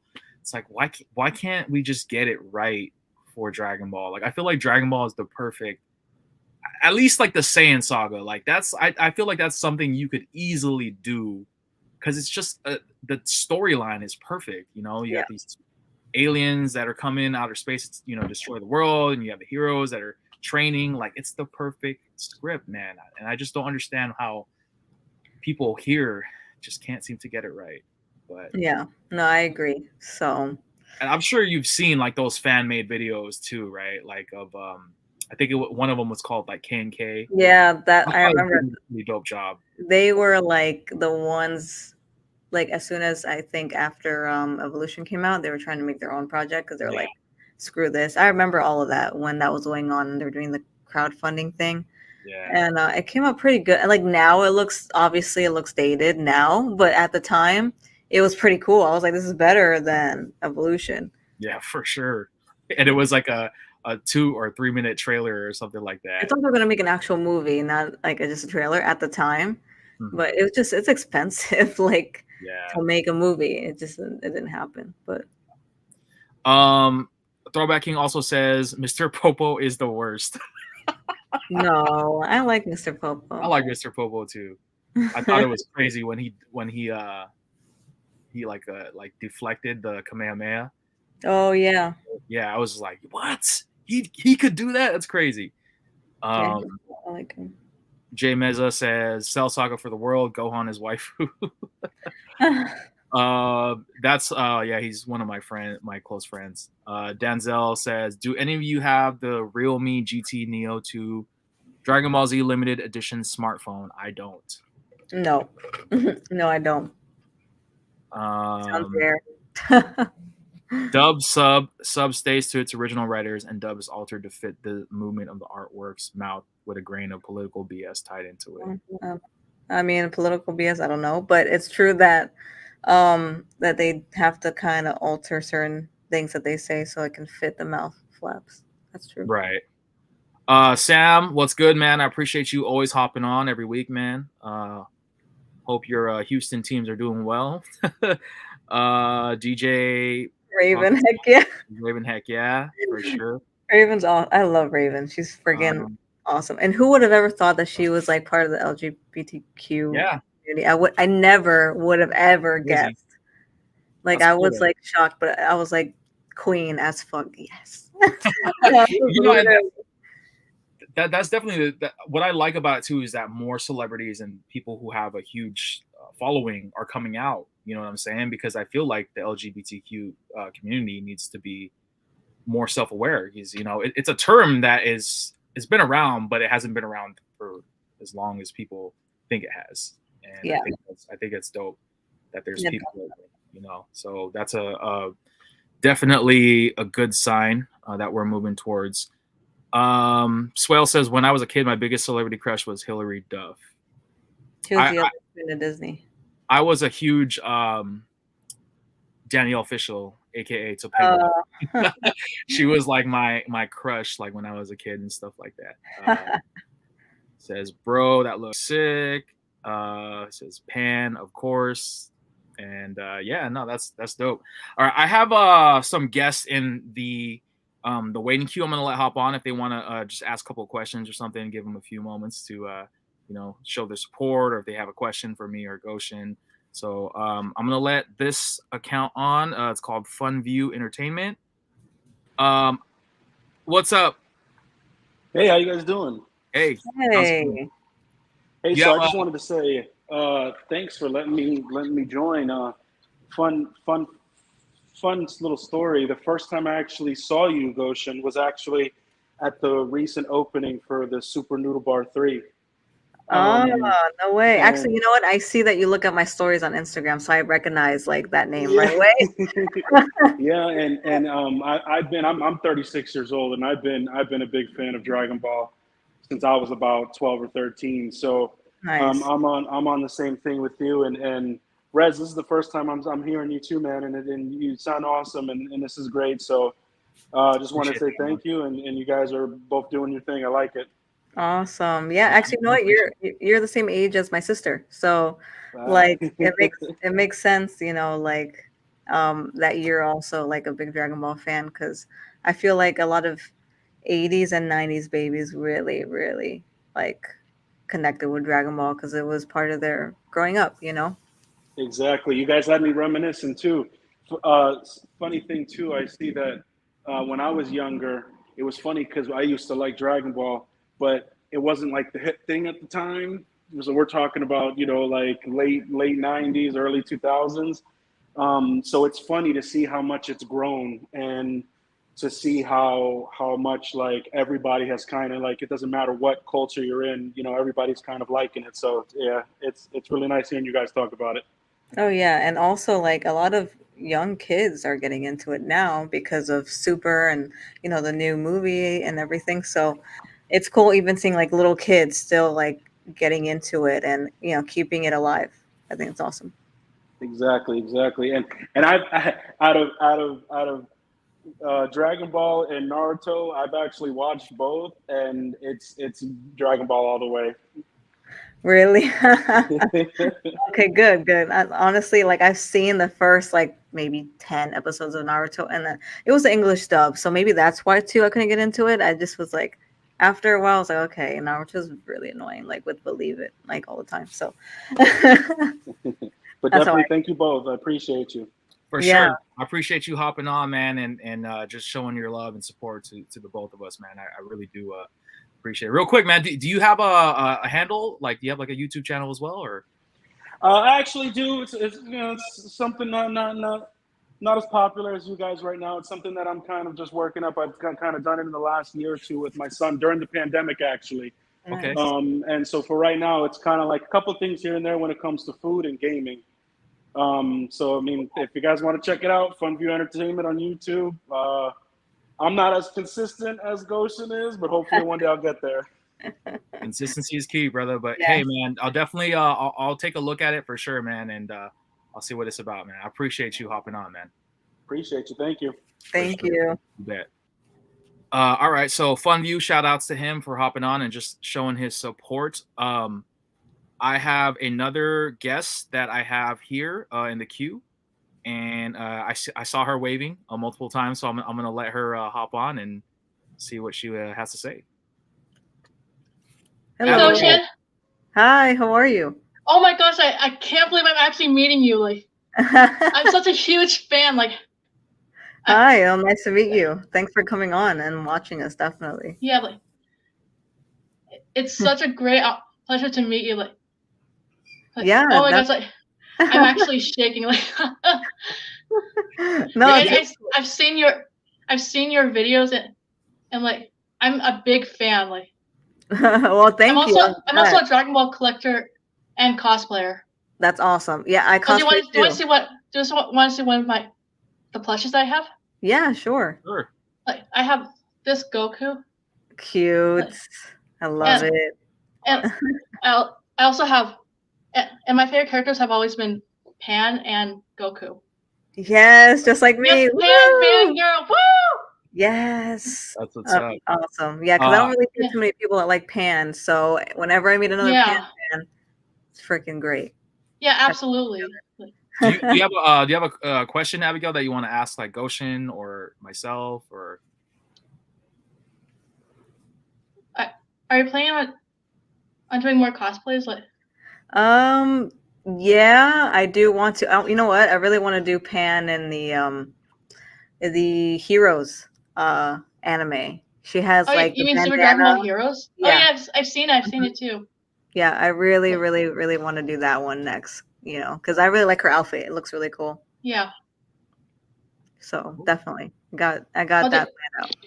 I even like I have a huge collection just like you do. Like I've been collecting ever since the pandemic. Like, oh no way, cool. Yeah. Time to collect. Exactly. Yeah. I feel like a lot of people did at that time. Do you have a YouTube channel as well? No, but I think my dog wants me to take her out. Oh, that's all right. I'm so sorry. Just like, hop on to so. Yeah, no, I just wanted to hop on and say hi to one of my favorite Dragon Ball fangirls. Like, oh yes, no, it's awesome meeting you for sure, and thank you for coming on, and thanks for showing the Goku too. Actually, I'm gonna have a plushie collection video coming soon, so stay tuned for that. My dog is crying. I have to like step out for a minute. Do you mind if like we put it on pause? Yeah. Okay. No, for sure. Go for it. So give me like 10 minutes so I can take her out. That's fine. Okay, I'll be back. All right. Yeah. So Abigail, like, how did you find out about the channel? Were you? I mean, I'm assuming you followed Goshin, right? I was looking on Instagram, like, I was looking for like other people who really like Dragon Ball. Mm-hmm. Also, because as a fellow Dragon Ball fan, like, it's kind of hard to find people like at my school who are Dragon Ball fans, but online I can definitely relate. Yeah, for sure. Where are you from, if you don't mind me asking? I'm from Beverly Hills, California. Okay, so you're a fellow Californian like myself. All right. Yeah. Cool. Are you you said, is your favorite character Pan, you said? What? I'm not. I didn't. You good? Wait, hold on. All right. Yeah, so as you guys saw, we're having some guests hop on, you know, just to add like a Q&A, you know, if they have any questions about, you know, me or Goshin, or just the overall topic tonight, man. Today's episode is basically Dragon Ball, you know, and I had this idea to basically have an ambassador for Dragon Ball. Actually, I wasn't supposed to tell you, like, because like it was really personal, like. Oh, that's fine. I mean, if you didn't feel like you had to tell that's all right. Yeah. I mean, I didn't mean to ask like a personal question. I'm sorry. I didn't know. Yeah, that. Yeah. That was a personal question, but yeah, I mean, if there's anything that you have any questions about, whether it be about like, Goshin or if you have a question for me or the panel, you could definitely type it in the chat. I'm gonna kind of let other people hop on to see if they Oh have any yeah. questions. But I Okay. appreciate you hopping on You said tell Goshin I said hi. for sure. Yeah, she'll definitely see it. If you chat in the box, I'm gonna be highlighting comments, so you'll definitely be able to check out the comments. Or Goshin will be able to read the comments that you guys type in the comment box. Okay. All right, I appreciate you, Abigail. Have a great night and be safe. Okay. Bye. Take care. Bye. Yeah, so just to kind of go back, basically having this conversation this evening was I had this idea where I wanted to showcase some people that I follow on YouTube and social media. And Goshin, she has been a part of the Dragon Ball / YouTube community for a long time. I've been on YouTube for a long time, and she has been on YouTube for a long time as well. And she was one of the first people that I could remember dating back to the earliest days as possible on YouTube that was doing Dragon Ball videos.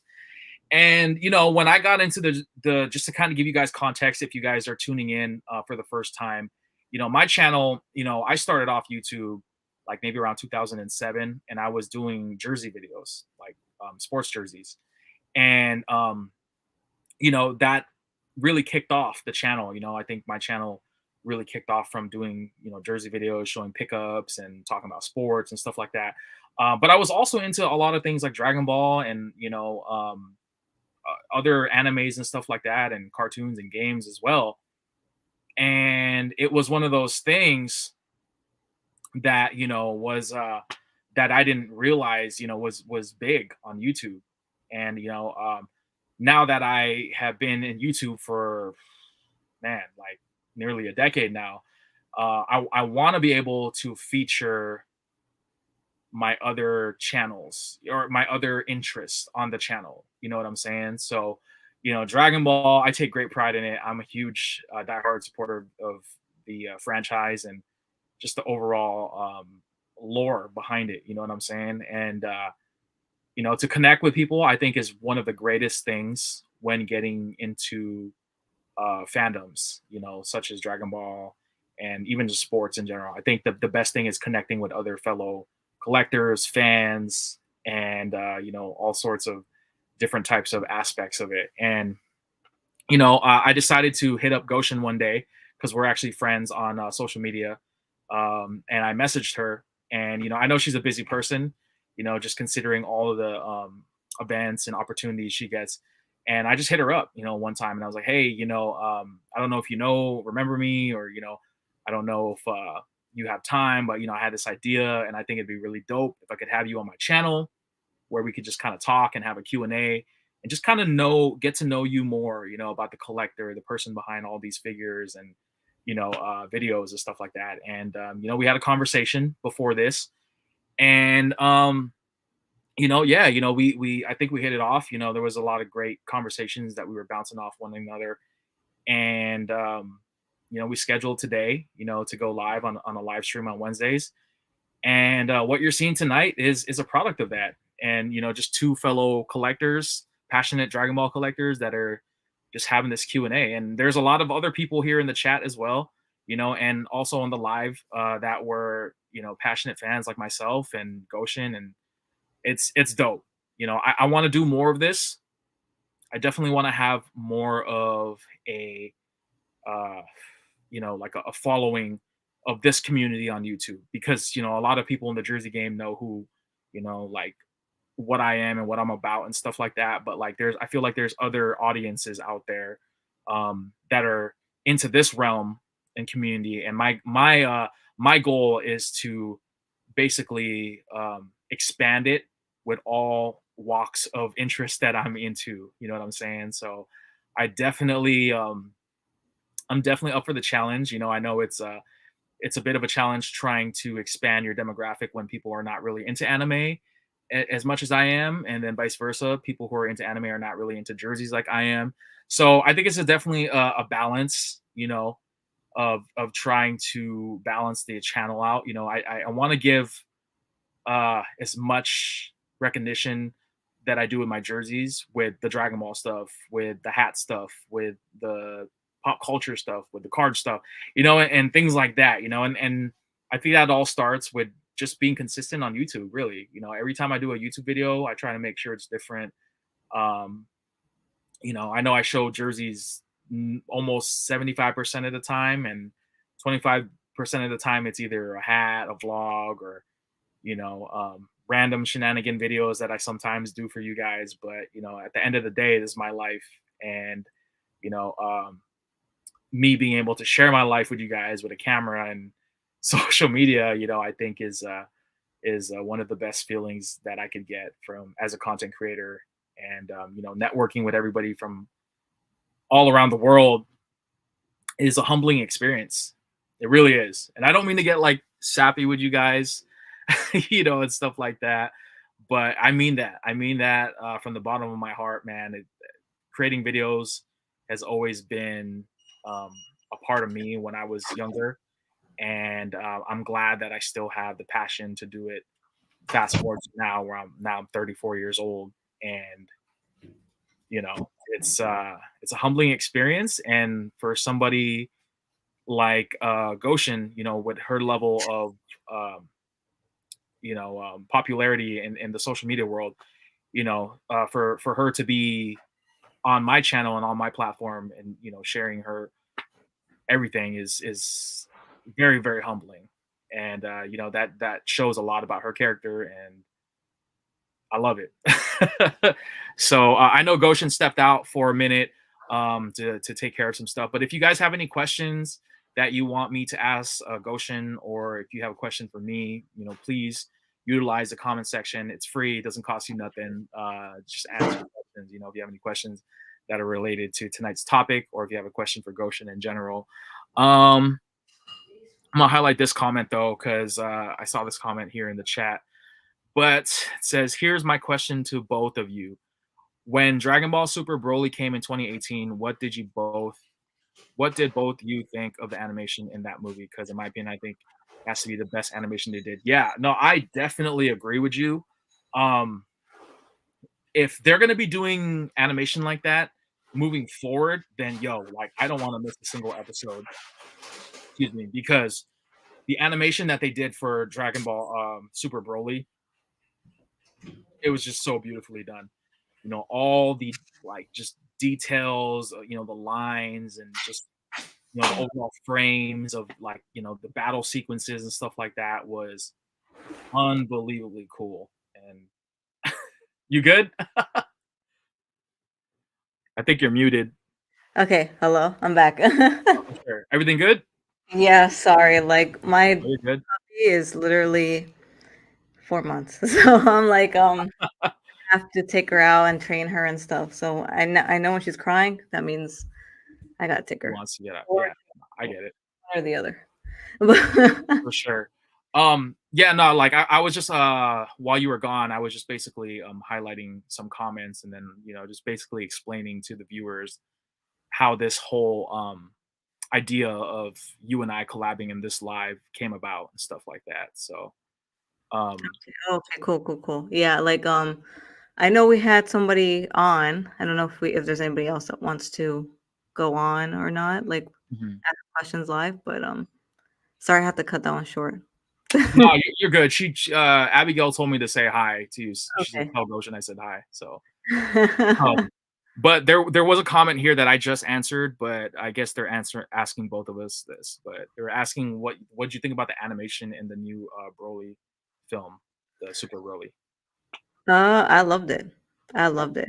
Honestly. I thought it was very smooth Mhm. and very fluid. Like I just loved how smooth the animation was. And I liked it more than actually like all the other ones. Like to be honest, the way this one was animated and drawn, I loved it. For sure.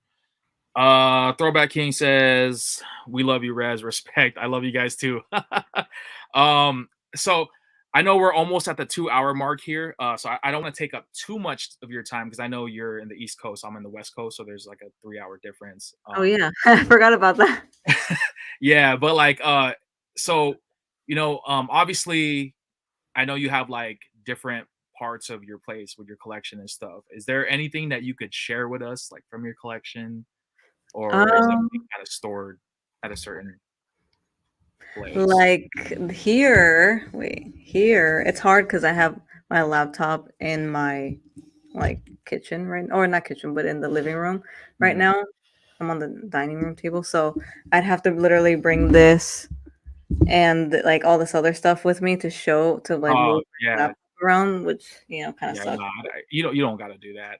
But if you guys want to see Goshin's collection, I highly recommend going to her YouTube channel and just looking at the videos. Even check out her Instagram, and look at the pictures because she has an amazing setup. And I have some pictures like sure, offhand right now. for sure. So this is when I was still with my mom, like at my parents' house. This Mhm. was my room. This is just my bedroom. Let me highlight that real quick. Yeah. Yeah, That's dedication right there. it Yo, is literally, that a rug? yeah, What? cool, right? I I've literally had never the seen shrine that. of Dragon Ball. That's freaking crazy. Yeah, And and you then got the pop socket, Dragonball. oh yeah, That's here's a better look at the rug. that's so cool. That's vintage, huh? Yes, that's Yeah, you from can like tell. 90s, definitely for sure. And then I have where's my bed?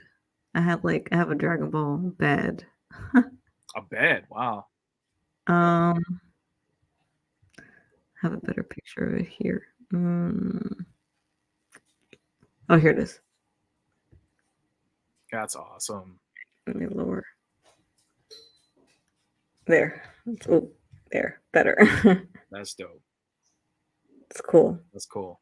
Yeah, well now I have a queen, so that won't fit my bed now, but Yeah. I'm still keeping it. I'm still keeping it for collector purposes. And then Right. I have this is just some of my lunch boxes.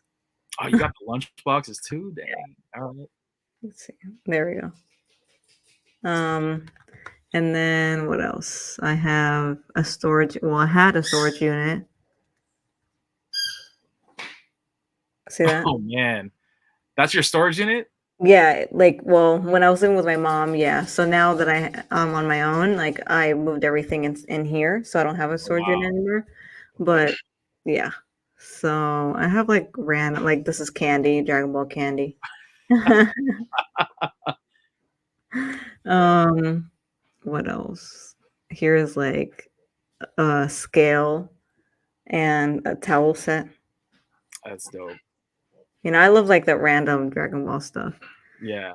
And then what else? Oh, here's some of the video games. Dang. Yeah. That's like for multiple consoles, right? Oh yeah, like some for Japanese exclusive consoles too. So like I said, I do have a bit of everything. Oh, let me find that plushie picture because that one, I literally had to like get all my plushies together because I was making that plushie video, which I still haven't like put up yet, and it's been filmed for a long time. It's just so much that like it's gonna be a long video. I think it's gonna be at least like an hour. It's all good. I'm trying to find the picture because literally my entire floor was just plushies. Yeah, it's pretty like crazy. I didn't think I had that many.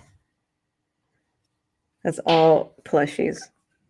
What? Dang. I know. Isn't that That's crazy? crazy. How long did it take to set that up? That had to take you over an hour for sure. I think it took me like 2 days. It's because like I like stopped and then like I just continued later. It was a lot. Wow. So yeah. Also, I didn't really mention this, but I also have a TikTok like where I do a lot of Dragon Ball related videos, and that's like different from well, I've been actually repurposing that content onto my Instagram into the reels. So a lot of what you see on there was actually for TikTok. I just uploaded to Instagram, but I have a lot of Dragon Ball content on there too. It's just like not even just figure stuff, but like in general. Like to be honest, my TikTok followers has surpassed my YouTube now. So Dang, yeah, that's crazy. I have over 80,000 or almost 81,000 followers on TikTok. How long have you had your TikTok for? I started it in the height of the pandemic, like everybody else. Wow. Yeah, so I just been doing it ever since, and it's pretty cool. Like in the beginning, I'm like, oh, TikTok, that's so dumb. But then I just decided to like give it a try, and now look, I have the most followers on TikTok. You're convincing me to start one, but I feel like I'm too old to start a TikTok. I mean, no, like my day job is a social media manager for a plastic surgeon, and I literally have to do his TikTok, and like his TikTok just consists of informative content. So anything that has to do like with breast implants, stuff like that, you know? Yeah. And there's a lot of older people on there. Like it's crazy. Like one of his videos that I put up got over 1 million views. So yeah. What? And there's a lot of women on there having conversation, and they're like women of all ages. So I'm saying it's definitely not just young people. You're definitely encouraging me now. You're definitely convincing me. I want to share with you some stuff from my collection. It's nowhere near the level of yours, but I think you would appreciate this stuff. They're actually like artwork pieces, and one of them is fairly recent, but I've had these two in my collection for a long time. But I don't know if you have these two. You might have these, but this is a wall scroll.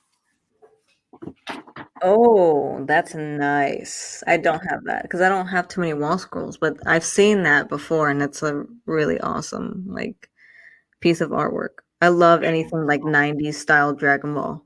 Right. Sorry, my screen is like super small, but it's, as you can see, I got some voice actors to sign it.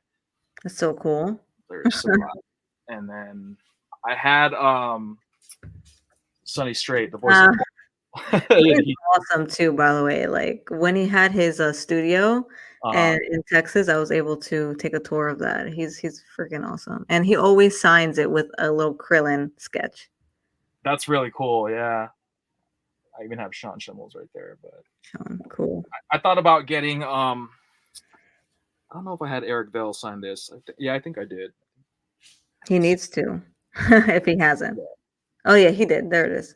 I don't see. That's how you know you have too much stuff, when you don't even know who signed your stuff. I have that, and then I also have.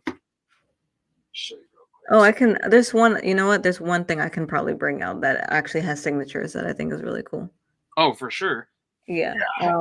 Let me get. Oh, by the way, I forgot to mention I also went to Funimation one time and did a tour at Funimation. I got to tour that. You're in Texas, right? Their headquarters. Yes. So when I went for KamehamehaCon, I was able to be one of the people that took a tour because like one of my friends was good friends with Chuck Huber, which is the voice of 17 and Garlic Jr. So we met up with him like one of the days that we were in Texas, and he gave us a tour, and we got to see like some of them actually dub one of the animes. So Nice. it was pretty cool. It was at their original, well, not the original. I think this is like that was like their second location. Now they've moved. They moved since. So but yeah, it was pretty cool. Anyway, let me get that figure. For sure. Let's see. While Goshin is getting that, basically I have another piece that I want to share with you guys. I'll probably wait for Goshin to get back, but this one is like one of my favorites. I just wish I had the room to display this because I don't at the moment. As you can see behind me, my whole entire wall is filled with other pieces of art and stuff like that. So I don't have the space to display this, but I will show you guys this piece. I definitely want to display this when I get my a bigger spot, but put that there for a second. Let's see. I saw somebody in the queue. I could let you hop on if you hop back on once Goshin is back. But if you guys want to hop on, or if you guys have any questions, if you want to say like a sentence or two or something, or if you have a question for me and Goshin, please by all means feel free to drop the comment in the comment section, and I'll highlight the comment, and then me and Goshin can answer it as the best of our ability. So. By the way, guys, if you are just tuning in this evening, welcome. I do these live streams every Wednesdays. It's a different topic every week, so I might not be talking about Dragon Ball every other Wednesday, but I try to revolve a little bit of everything that I'm into. So 6 p.m. Pacific Standard Time, 9 p.m. Eastern Standard Time is when I go live on Wednesdays. Join the chat. It's always dope. It's always cool. I try to have different topics and bring on different guests. That way we could hear all types of different opinions and walks of life and stuff like that. But Okay, back. All right, for sure. Okay, so this is there we go. Okay, so this is a 2-pack, Jack specific, Planet Arlia, Nappa, and Vegeta from their first appearance. Oh man. Oh, you had it signed too? Dang. Yeah, and I love this set for that reason. Like on its own, it's already rare, but now with the signatures, so That's crazy. I have Phil Parsons, which is the English dub Nappa. And then I also have Chris Sabat. You can see his signature, like his is very recognizable. And then I also have Brian Drummond, who is the Ocean dub voice of Vegeta, Canadian dub. And then I also have the Mexican voice actor, Rene Garcia, on there, and also the original Japanese voice actor, Ryo Horikawa signature as well. Wow. How did you manage to get all those? Did you get them like all in one spot, or did you go to like different cons?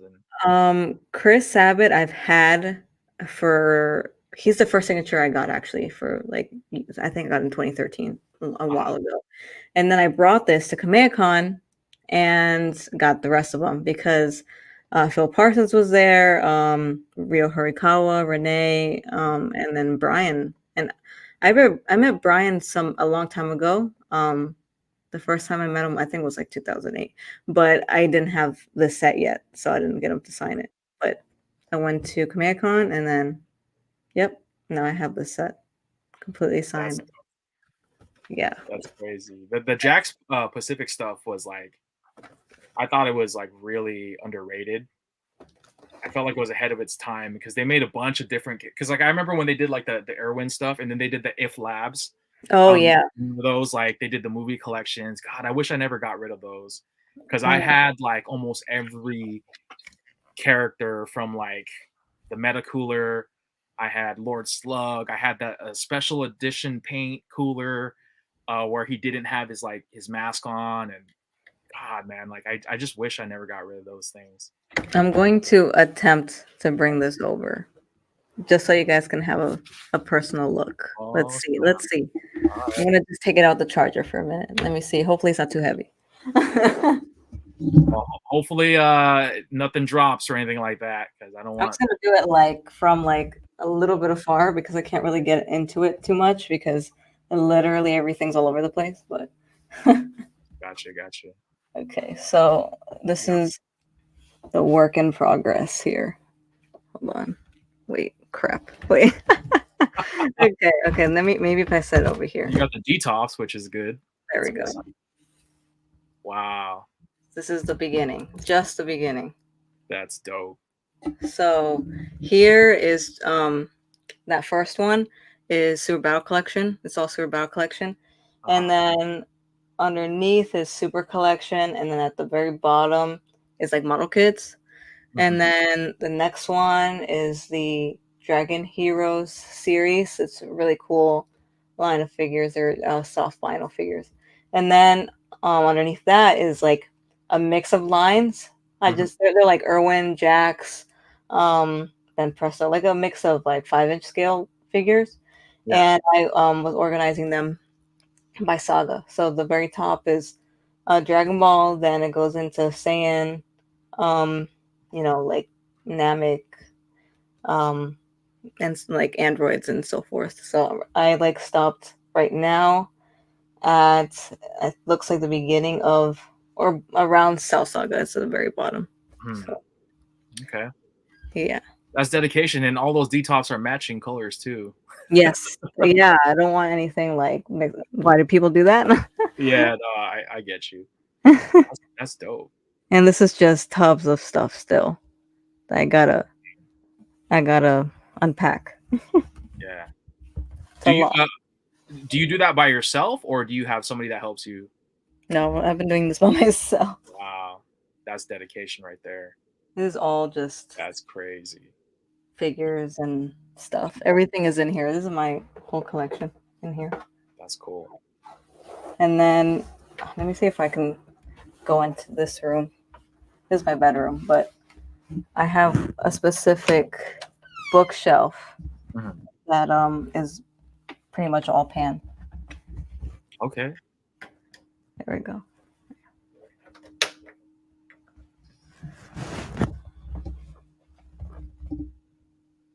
Oh wow! And you got the ring light and everything, man. Yeah, I was taking a Oh, picture in here.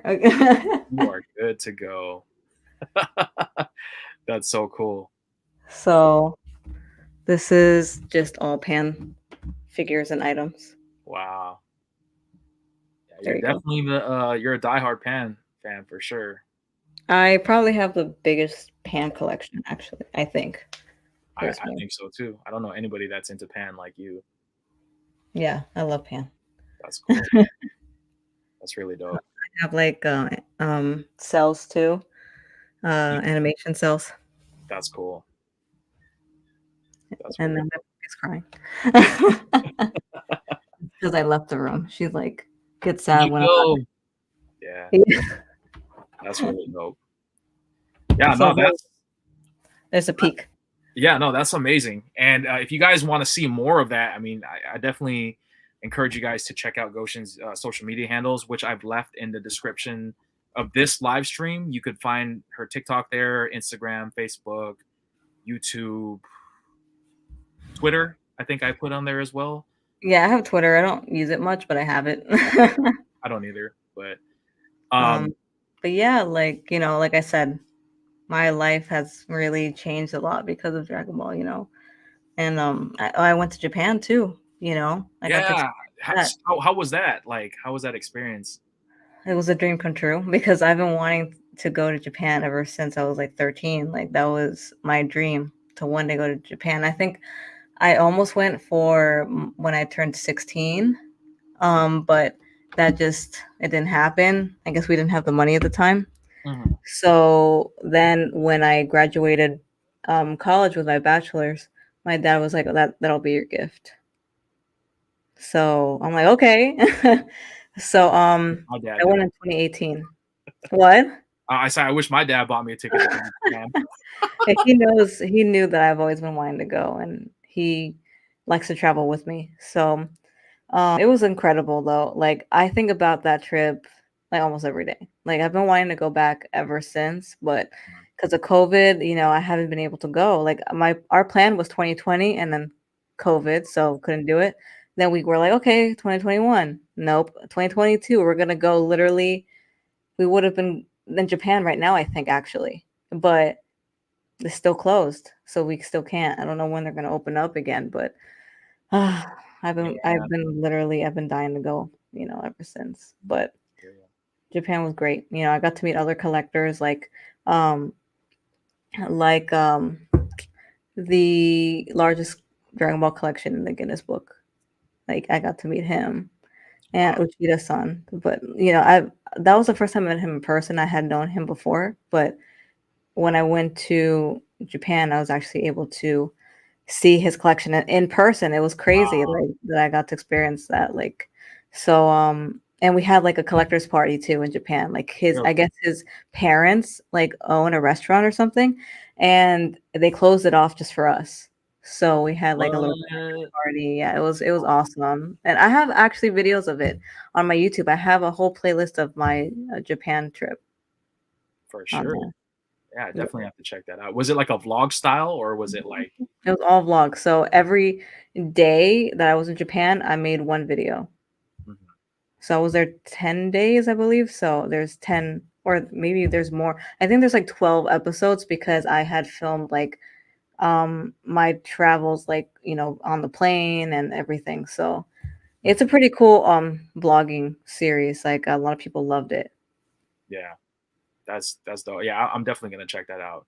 Yeah, because like I filmed when I went to like J World, which closed down. It's not there anymore, and Mhm. that's like a little like indoor theme park for Shonen Jump. That's what that was. Yeah. So that was really cool, and I'm happy I got to go to that before it closed down. But they had like Dragon Ball themed food and stuff too. It was awesome. Dang. Real quick, so like I just want to ask this, but like this might sound like a weird question, but like, would you say Dragon Ball is bigger in Japan than it is here in the States? Or I think so. I would think so. Yeah. Like, I mean, in Japan, literally you could find Dragon Ball anywhere. Mhm. It's crazy. And also, the figures are really cheap. They're really cheap. It's so weird because, like, here, a Band Presto statue is at least $25, at least.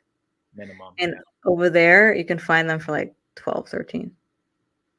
That's so Yeah, crazy. it is. I That's know. so I'm like, crazy. wow. I was like in heaven. Literally, I was in heaven. I'm like, oh my God. Like, I've had dreams about Japan ever since, too. Like, I'll be like, oh my God, that was a dream. Damn it.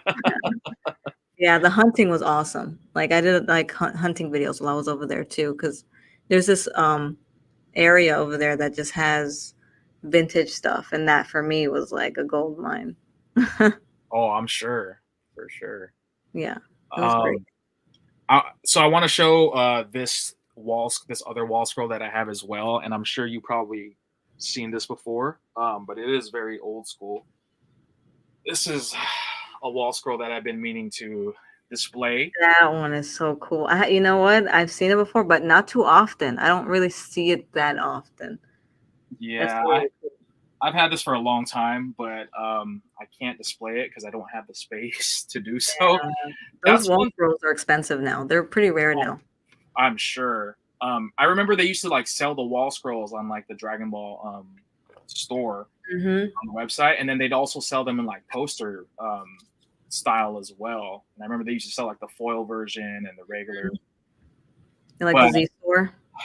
yeah, it's just like I miss this type of stuff because the artwork on this is just totally different from what you see today with Dragon Ball stuff. I'm sure you know what I'm talking I about. know. Like I have a series on TikTok where it's just Dragon Ball Z in the 90s, and it's Yeah, really popular because like people just are like, wow, the style you can't compare. Like, and it's true. That's how I feel. I mean, also in Dragon Ball Z there was actual blood. There's none in Super. I don't like that. right. That I and I don't think there is either. I have one more piece that I wanted to share, and I actually got this from a convention.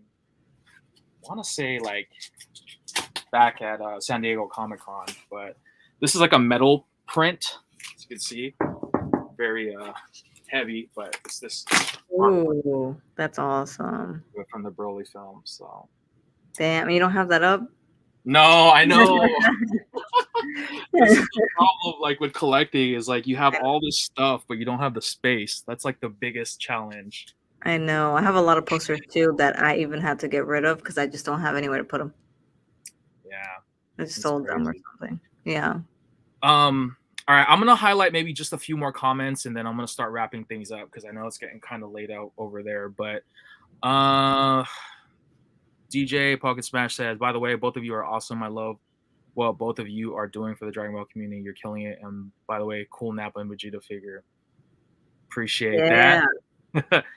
He says, "Can't." Hawkins awesome. He's always like supportive. I always see him on my streams too. That's what's up. I gave it 100 out of 100. I love it. And it says, so Goshin, what Dragon Ball figure that you're trying to hunt next? I know there's a lot out there, but do you remember what figure you're looking for next? Next. I don't really have like one that I need to get like next right now. Like it's just kind of like what I see that catches my attention. There's this really cool like trash can that's on eBay. It's like a vintage like they only sold that in Japan because I've never seen that here. It's a Japanese exclusive item, and it's definitely came out like in the 90s when Dragon Ball Z was originally airing. And I've never seen it before, and I'm like, wow, this is a freaking awesome, badass trash can. And like, what's like $100 right now? Like, I'm like, I can't, like $100 for a trash can. So I'm like hoping they'll drop the price. But like, I would love to have that in my collection room because it's freaking cool. Like, it's just things like that. I don't know why. Like those random Dragon Ball items, like I love those. But Do you have the Burger King stuff that they did like way back in the day, with the card? oh yeah, I have You those have too. those? Yeah. Oh man, I remember I was like, I got Piccolo all the time. Piccolo was like one of my favorite non-Saiyan characters for a long time, and I kept getting him. And I remember I was trying to get Goku and stuff, and Frieza, and I was trying to like complete him, but I kept getting Piccolo. And I remember I asked my mom to take me to 3 different Burger Kings at the time, which is unheard of considering how young I was. And they were all Piccolos. I was like, damn it, what's going on? So Yeah, like honestly, I remember when they were coming out with those figures, I made my mom go to Burger King because I needed to get those toys. Like back then, just like remember when they had the Pokemon toys too at the yeah, time. I was like, I need to go to Burger King because Pokemon. Like yeah. so that was like awesome when they did that, like when they had those toys. And honestly, those like Dragon Ball metallic ones, like those were actually good quality, like Burger King toys. Like because they had a line of Dragon Ball toys later on, which came with a Powerpuff Girl toy. Mhm. You remember those? It was like Dragon Ball Z and Powerpuff Girls. I remember. I love both, so for me it was win-win. But those Dragon Ball toys that came out then were super cheap. They're like cheaply made, and they like sucked compared to those chrome metallic whatever ones. Right. Yeah. So Definitely takes it back. I have one more guest that I'm gonna let hop on in the queue real quick. Looks like his name is Pop Tart. He actually sent a message here saying, "I've been watching your content since I think around Battle of the Gods was being announced. Goshin, nice. keep doing you." That's like But 2013. there you go. Yo, Pop Tart, what's up? Ooh, hey. You're muted. I don't know Yeah, if it's- oh, he says that he his did. device is not connected. Well, I know who he is too. Like the picture. I know the picture. Hello? there we Hello? Hello? hey, what's up? Can you hear me? Hey. Can you hear me? I can hear you. I'm sorry. I'm trying to figure this thing out. I just saw the link to like to this stream thing, and I'm trying not to have a panic attack right now. I'm sorry. You're good, man. It's all right. It's like I'm okay. I'm okay. It's just like I'm just ironic. I'm talking to one of the big awesome Dragon Ball I can't talk right now. I'm sorry. I can't even talk. No, you're good. Like I know. What is your name on Instagram again? It's imperfectness. Yeah. It's like I don't know. It's like one of those names where you see on Instagram. It's like I don't know, cupcake, like pizza or something. It was like just find something simple. I guess I have you on Facebook too, right? Yeah. Yeah. Okay. It's just like at times I just post Facebook. Use Facebook to just post my drawings here and there. I don't know. Yeah. It's just like it's not sometimes. And when it comes to Dragon Ball, it's just like I do have respect for the product, and I'll never forget it. It's just like I think my older brother kind of introduced me to that, and then my dad got me into it. Just like I don't know what episode was during like the old Dragon Ball Z days. Like something is like the thing is, I only knew Dragon Ball Z by the time I'm as an adult right now. Oh wow. I remember like watching like the old school Dragon Ball. The old school Dragon Ball days is where Goku who was a kid, where he met Bulma and all that stuff. But back then, it just like I understood it because he was a kid. So Yeah. No, the original Dragon Ball is great. Honestly, like I feel like it's a little bit underrated. No. Yeah, I think so. it's just like Yeah. it's like you're on this journey with this kid, and it's like it's like you learning in the different culture, like different background from each and every character. It's like, and while finding these magical crystal gems, the Dragonballs, I meant, and just like I don't know, it's just it felt more simpler back then, way before the whole Super Saiyans and all that stuff. No, I get that. I mean, I know a lot of people that love Dragon Ball like they're the best. That's their favorite one. And I totally understand why, because I think it's great. It has the mix of action and comedy. Yeah, it's just like I think when I was a teenager, I used to be obsessed with when I first saw Goku turn Super Saiyan. It was like that was a just like Very iconic moment Yeah. and for sure. and even back then, and I was the thing about this when I think it was back when like around the Kai days, I think, when Future Trunks first appeared, and I was like, my dad's you're gonna laugh. My dad thought that was Raditz. Really? I'm like That's I'm just hilarious. like it's like the moment you saw all Trunks, you're just like, and I was confused. I was like, who's this guy? And my dad thought that was, I think my dad and my sister were like, that's Raditz. I'm like, how can it be Raditz? Right, they look completely different. No, right. I don't know. Real quick, Pop Tart man, do you have a question that you want to ask Goshin or myself or both of us? I mean, maybe like a. I'm sorry. I'm just trying to process something. I don't know. No, you're good. Good for sure. Well, look, man. If you come up with it, feel free to leave it in the comments. You know what I mean? Like I'm still new. I'm trying to figure this StreamYard thing because I just got into this.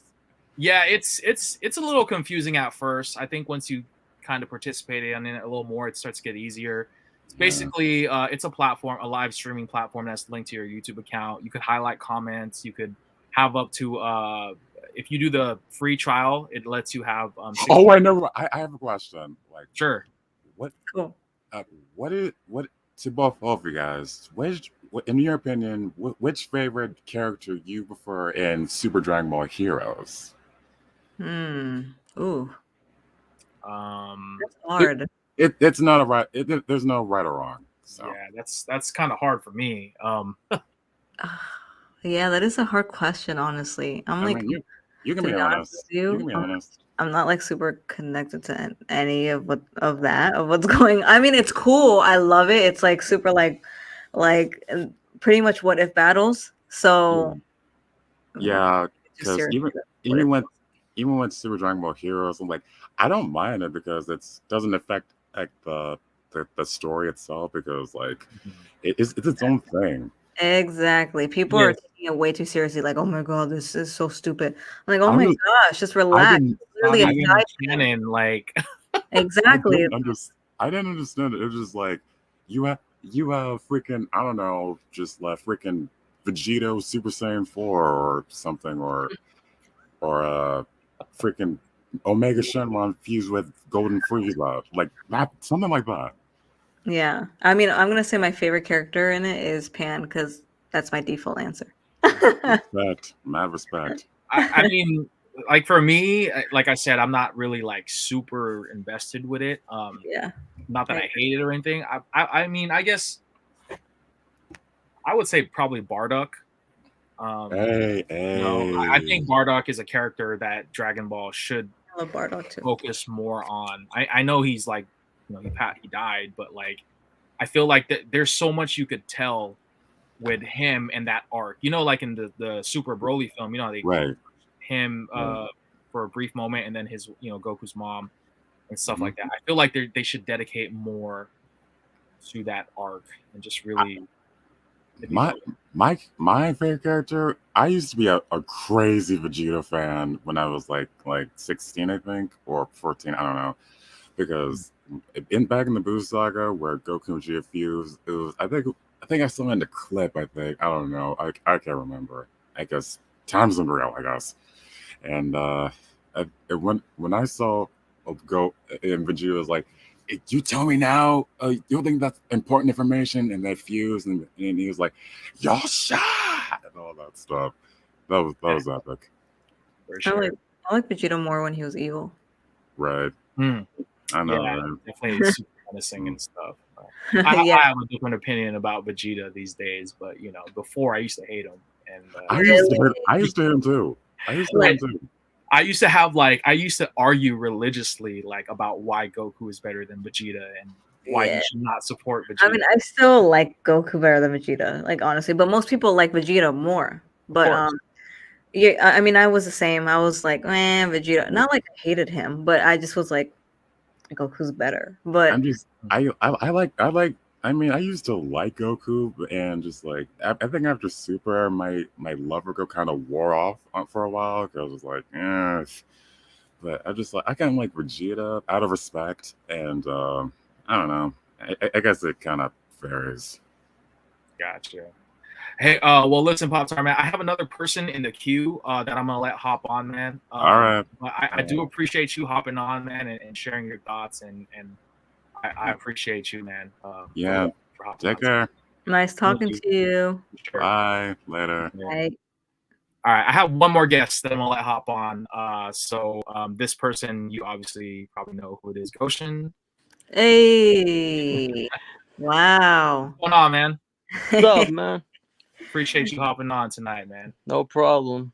I haven't actually spoken to him like face to face before, so it's Oh, pretty there cool. you I think the last time I spoke to Goshin is when we talked on Discord last year. Really? Oh my Wow. gosh. Oh yeah. We had a bunch of group of people on your Discord, and I was actually talking to you. Yeah, that's right. Was it like in the beginning of this year or was it It was last like July. It's like I think Really? you were like asking Yeah. everybody where you're playing for the summer and everything. Yeah, oh my gosh. I was still at my mom's. It's so crazy. A lot has happened in this year for me. So it's like Oh, trust me, I've been watching your stream, your YouTube. I've been keeping track of everything. So It's a awesome. fan right there. yeah. I'm sure she appreciates that, man. But do you have? I mean, do you have a question? Is there something you want to say? Well, you already been answering my question on the chat, so I was like, do you have a favorite Dragon Ball commercial? Because I know I've seen all your Dragon Ball Z commercial on Instagram, but there's just so many of them. I just want to know which one's your favorite one.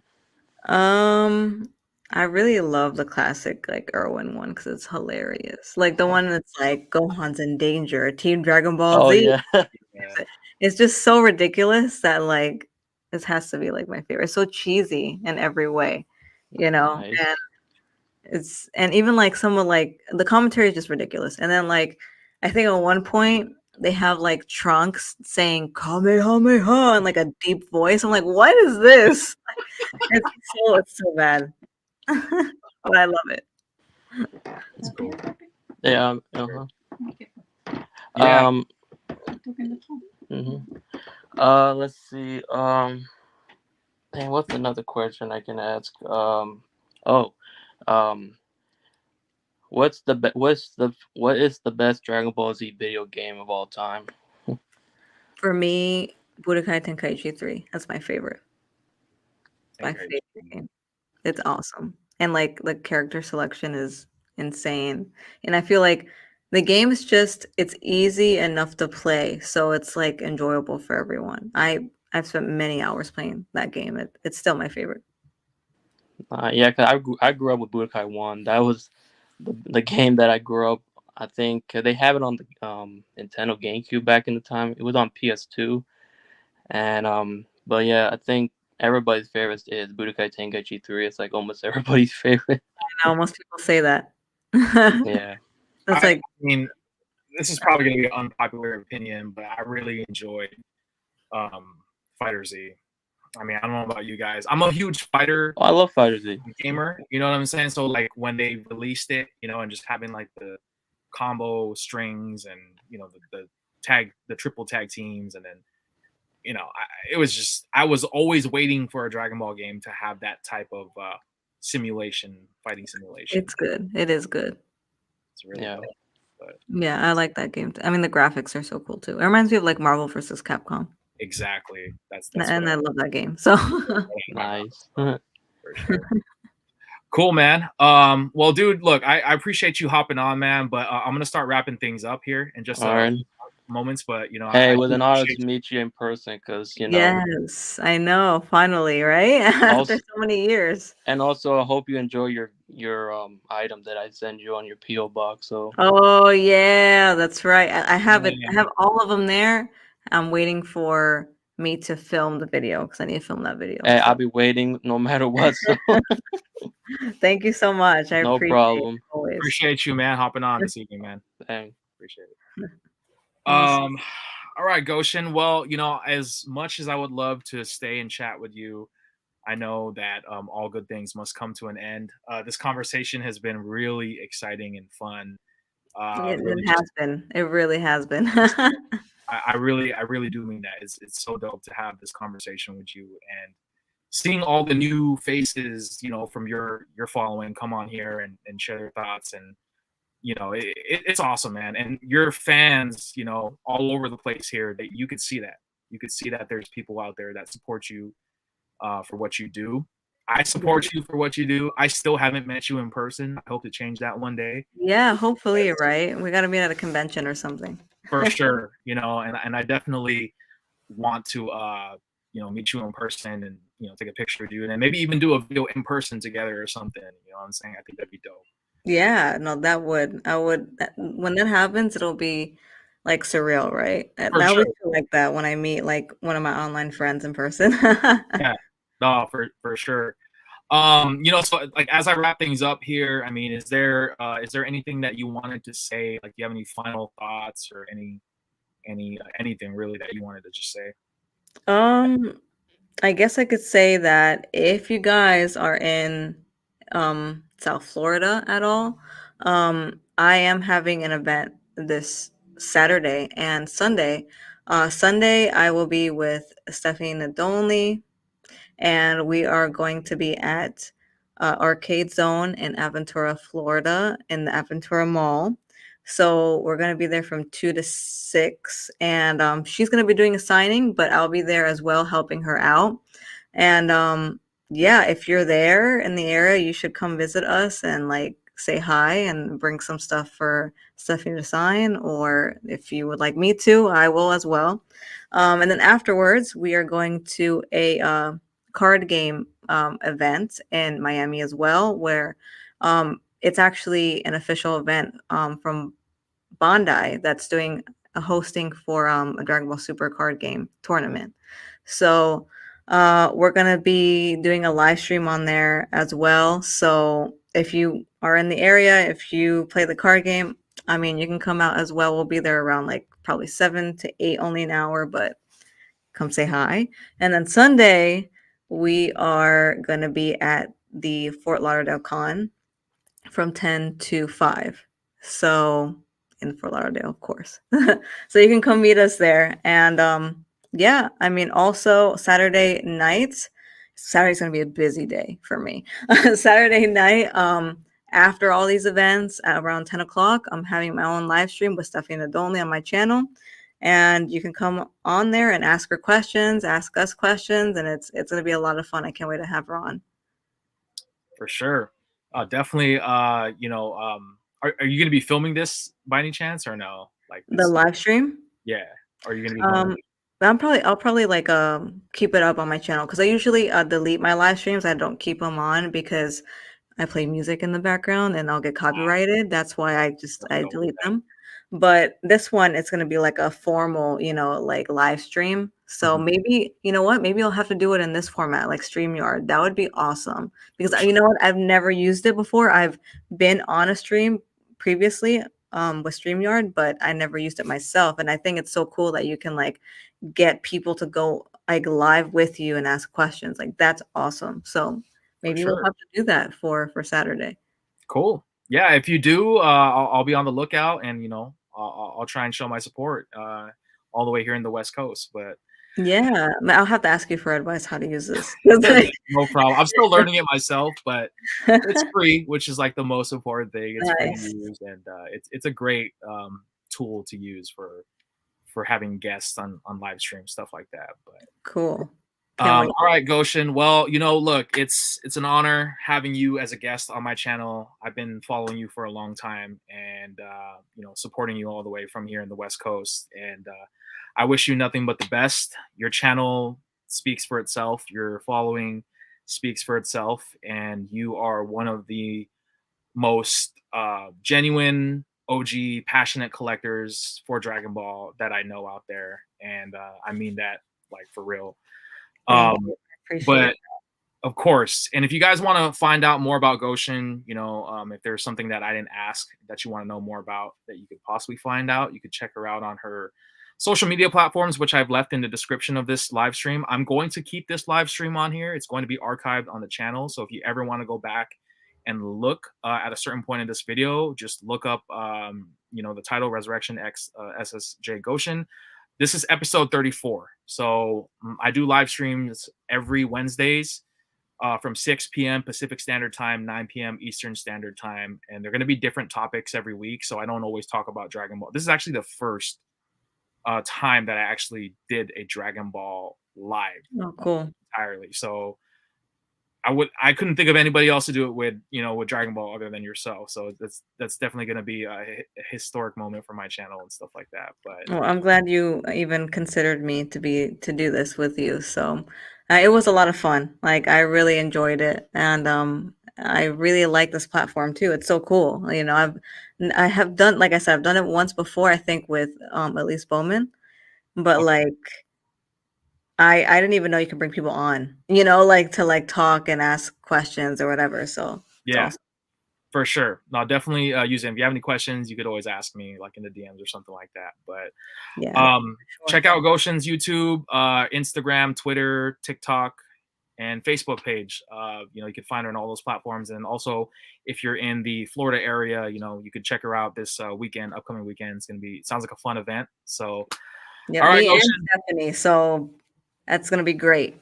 Yeah, Can't wait. voice Kid Goku. So definitely check them both out and show your support for the both of them. So, all right, it was fun talking with you. I'm gonna let you go now because I think I took up enough of your time this evening. But I appreciate you nonetheless. Definitely wish you the best, and I'll talk to you soon.